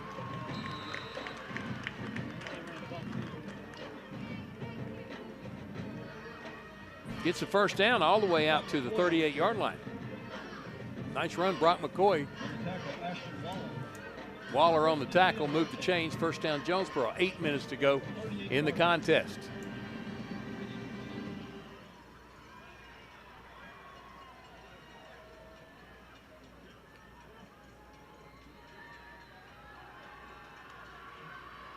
Acepo will feed it to McCoy. He finds a hole up the middle, but Jonesboro continues to block and move forward and trying to make this a closer contest. 8-yard gain. Now 7-yard gain brings up 2nd and 3. From the 45-yard line of Jonesboro. Acepo has McCoy to his right. 2 receivers out to the right. Going to give it to McCoy, started left, turns back right, and then gets the first down across midfield all the way down to the 43-yard line. Good run, Brock McCoy. He's showing no signs of being tired. In fact, he looks like he's got a different gear here in the 4th quarter.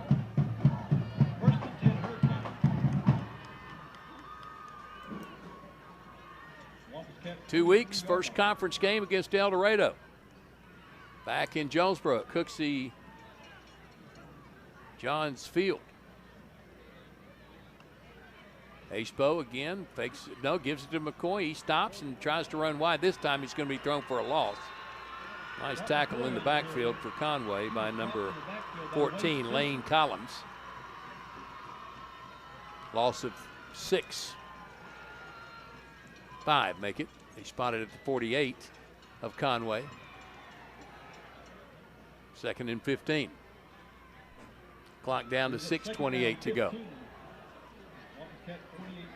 Make sure you keep it right here on the ticket after the game, because the Kavanaugh Auto Group Friday Night Lights Show with Will Oswalt will be giving you scores from all around the state right here on the ticket, right at the conclusion of this ball game. Here's Acepo with the quarterback keeper, and he dives forward to the 35-yard line, brings up 3rd and 2. Nice keeper by Acepo. 6 minutes to go. Freeman on the tackle. Acepo gives it to McCoy. Getting to the sideline, he's going to be held on for a loss. Back to the 36-yard line, brings up 4th and 3. 1-yard loss. Freeman on the tackle again. Brings up 4th down and 3. Jonesboro going to go for it again. Post-game show tonight, presented by Real Estate Nate. Looking to buy or sell a home, call Nate Lipsky. That's Real Estate Nate at 261-3927. They tried to give it to Brock McCoy. He's thrown for another loss back to the 40, and Conway will take over 1st and 10. And I think we have Seeing the Hurricane just about on empty. On the tackle, Marquavius Stuckett.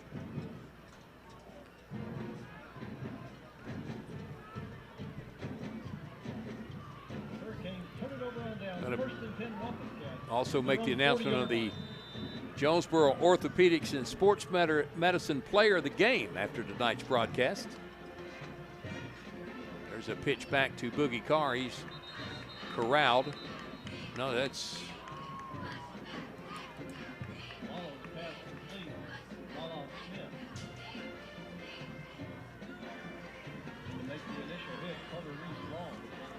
Loss of 2 on the play brings up second down 12. number 5. On the offensive side of the ball, that's Elijah Smith. Loss of a couple. Second and 12, 5:09 to go. Here comes Manny Smith in motion. Hands it off up the middle to Smith, and he gets it back to the original line. A little short of the original line of scrimmage. Brings up 3rd and 11, and now Conway just trying to keep hold of the football and run out this game.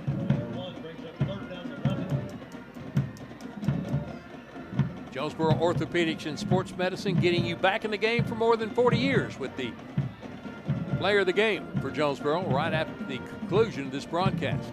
Here's Omalo, steps up in the pocket, now runs, and he'll have the first down as he's brought down at the 47-yard line of Jonesboro.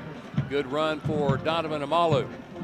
Reset the chains for Conway. 1st and 10 for the Wampus Cats.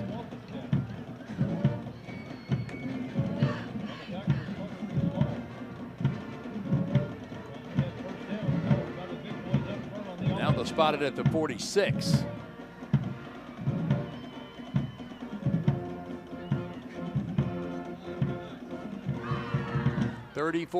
$34-point advantage for Conway. They throw it across the middle to Manny Smith. He makes a move. Backtracking. Flag comes out. It's going to be a hold on Conway. I think it's going to be number 24 guilty of that. It's Chris O'Neill. On the tackle, Jack Cheatham. Jack Cheatham made the tackle on Manny Smith after he picks up the first down. Penalty flags on the play. But that's going to be negated because O'Neill with the hold.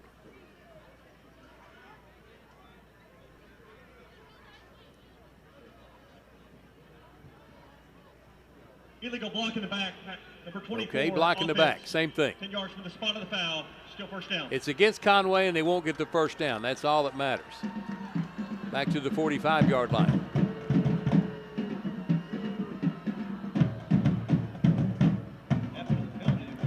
Brings up 1st and 9. At the 45-yard line of Jonesboro. Clock restarts. 4:09 to go in the contest. Conway on top, 42-18. Broke this game open in the 3rd quarter.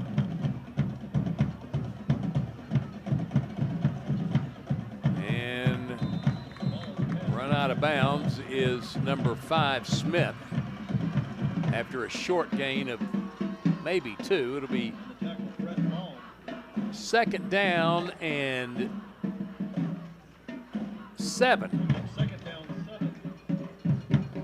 At the 43 of Jonesboro. Umalu, his sophomore, has really grown up tonight. He gives it to Smith again, and Smith, fresh legs in the game, gets close to the marker. It'll be about a yard shy. It'll bring up 3rd and 1.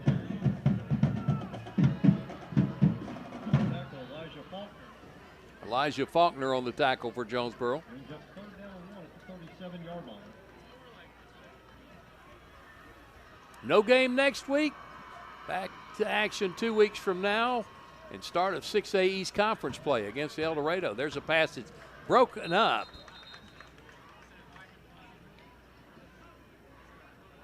By Andre Reed. And it's 4th and 1.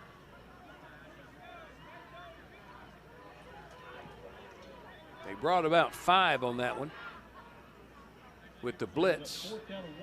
And Amalu couldn't pick it up. Now they're Ashton Waller on to kick it. John Paul Pickens will go deep. Ball's going to hit at the goal line and go in the back of the end zone, and Jonesboro will have it 1st and 10 with 2:57 to go.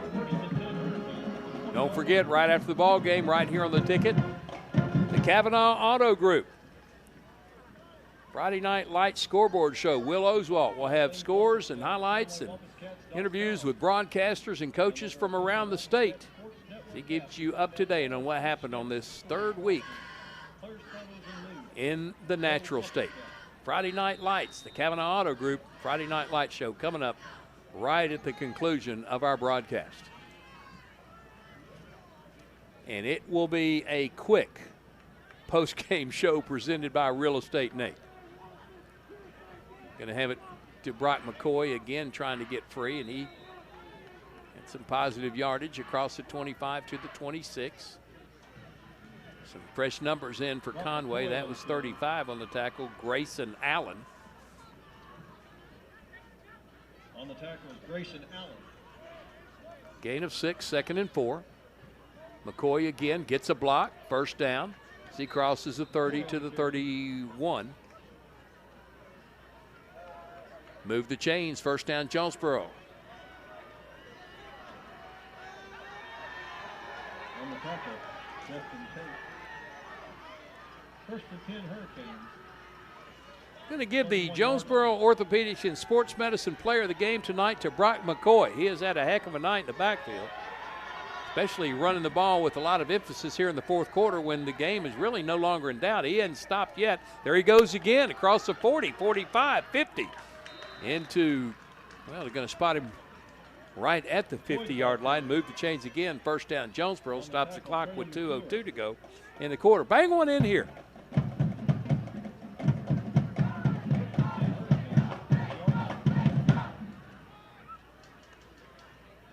Acebo. He threw it between 2 receivers, Jesse Washington and Ty Ruffin. Incomplete, 2nd and 10, stops the clock with 1:49 to go. 2nd down 10. Jonesboro Orthopedics and Sports Medicine getting you back in the game for more than 40 years, and that's our player of the game, Brock McCoy, for Jonesboro. Junior running back had a heck of a night.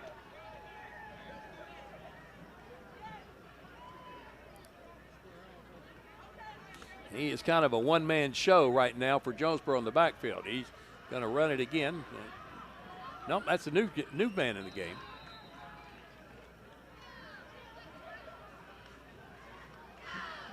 It may be Kevon Williams.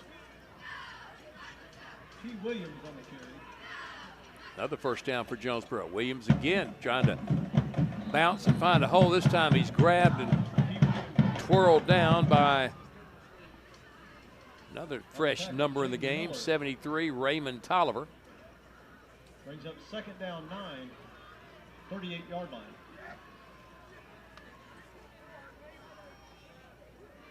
Acebo looking for a receiver. He's going to run it. Slides down at the 30. Right at the marker. Going to be about a yard shy. Acebo slides down at the 30-yard line. 3rd and 1 with 1 minute to go in the game. 3rd down and 1. Jonesboro trying to get a score for their own sake.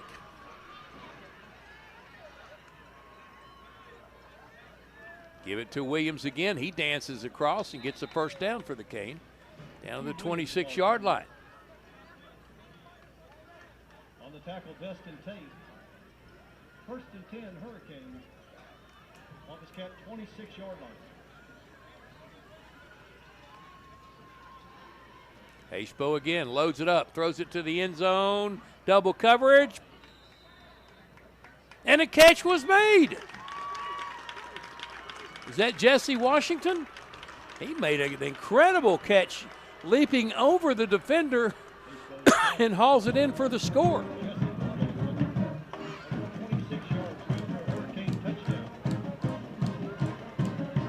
42-24. Jesse Washington with the 26-yard touchdown pass, and that's the Domino's Pizza delivery of the game.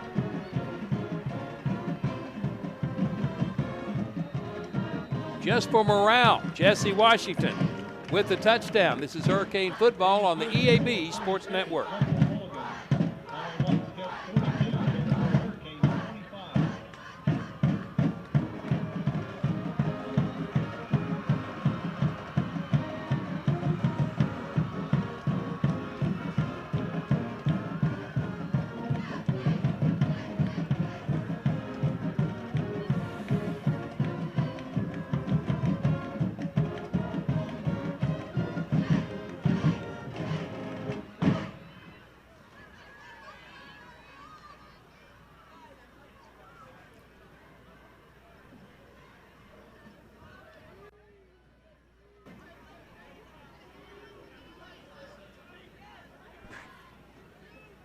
Set to kick off, Tennyson Roscoe back deep for Conway. Jesse Washington's 26-yard touchdown catch was the Domino's Pizza delivery of the game, just for pride's sake here in the fourth quarter. Domino's Pizza. Make game night better by ordering online at Domino's.com or on the Domino's app. Deep kick to Boogie Carr, and he is taken down at the 15-yard line with 25 seconds to go. 42-25. Conway is going to improve to 2-1, and Jonesboro will go sub 500 at 1-2. But again, these three conference games, non-conference games that Randy Coleman schedules, all against 7A schools, to get better. And he says if we can hang with them at all, we're going to get better. And Jonesboro hung with them for a half for sure, and then into the third quarter, they just kind of stumbled upon themselves, and Conway broke it open. There's a new back in the game, number 22, Desmond Davidson. A couple of yards, clock down to 17 seconds, and that's probably the final play of the game.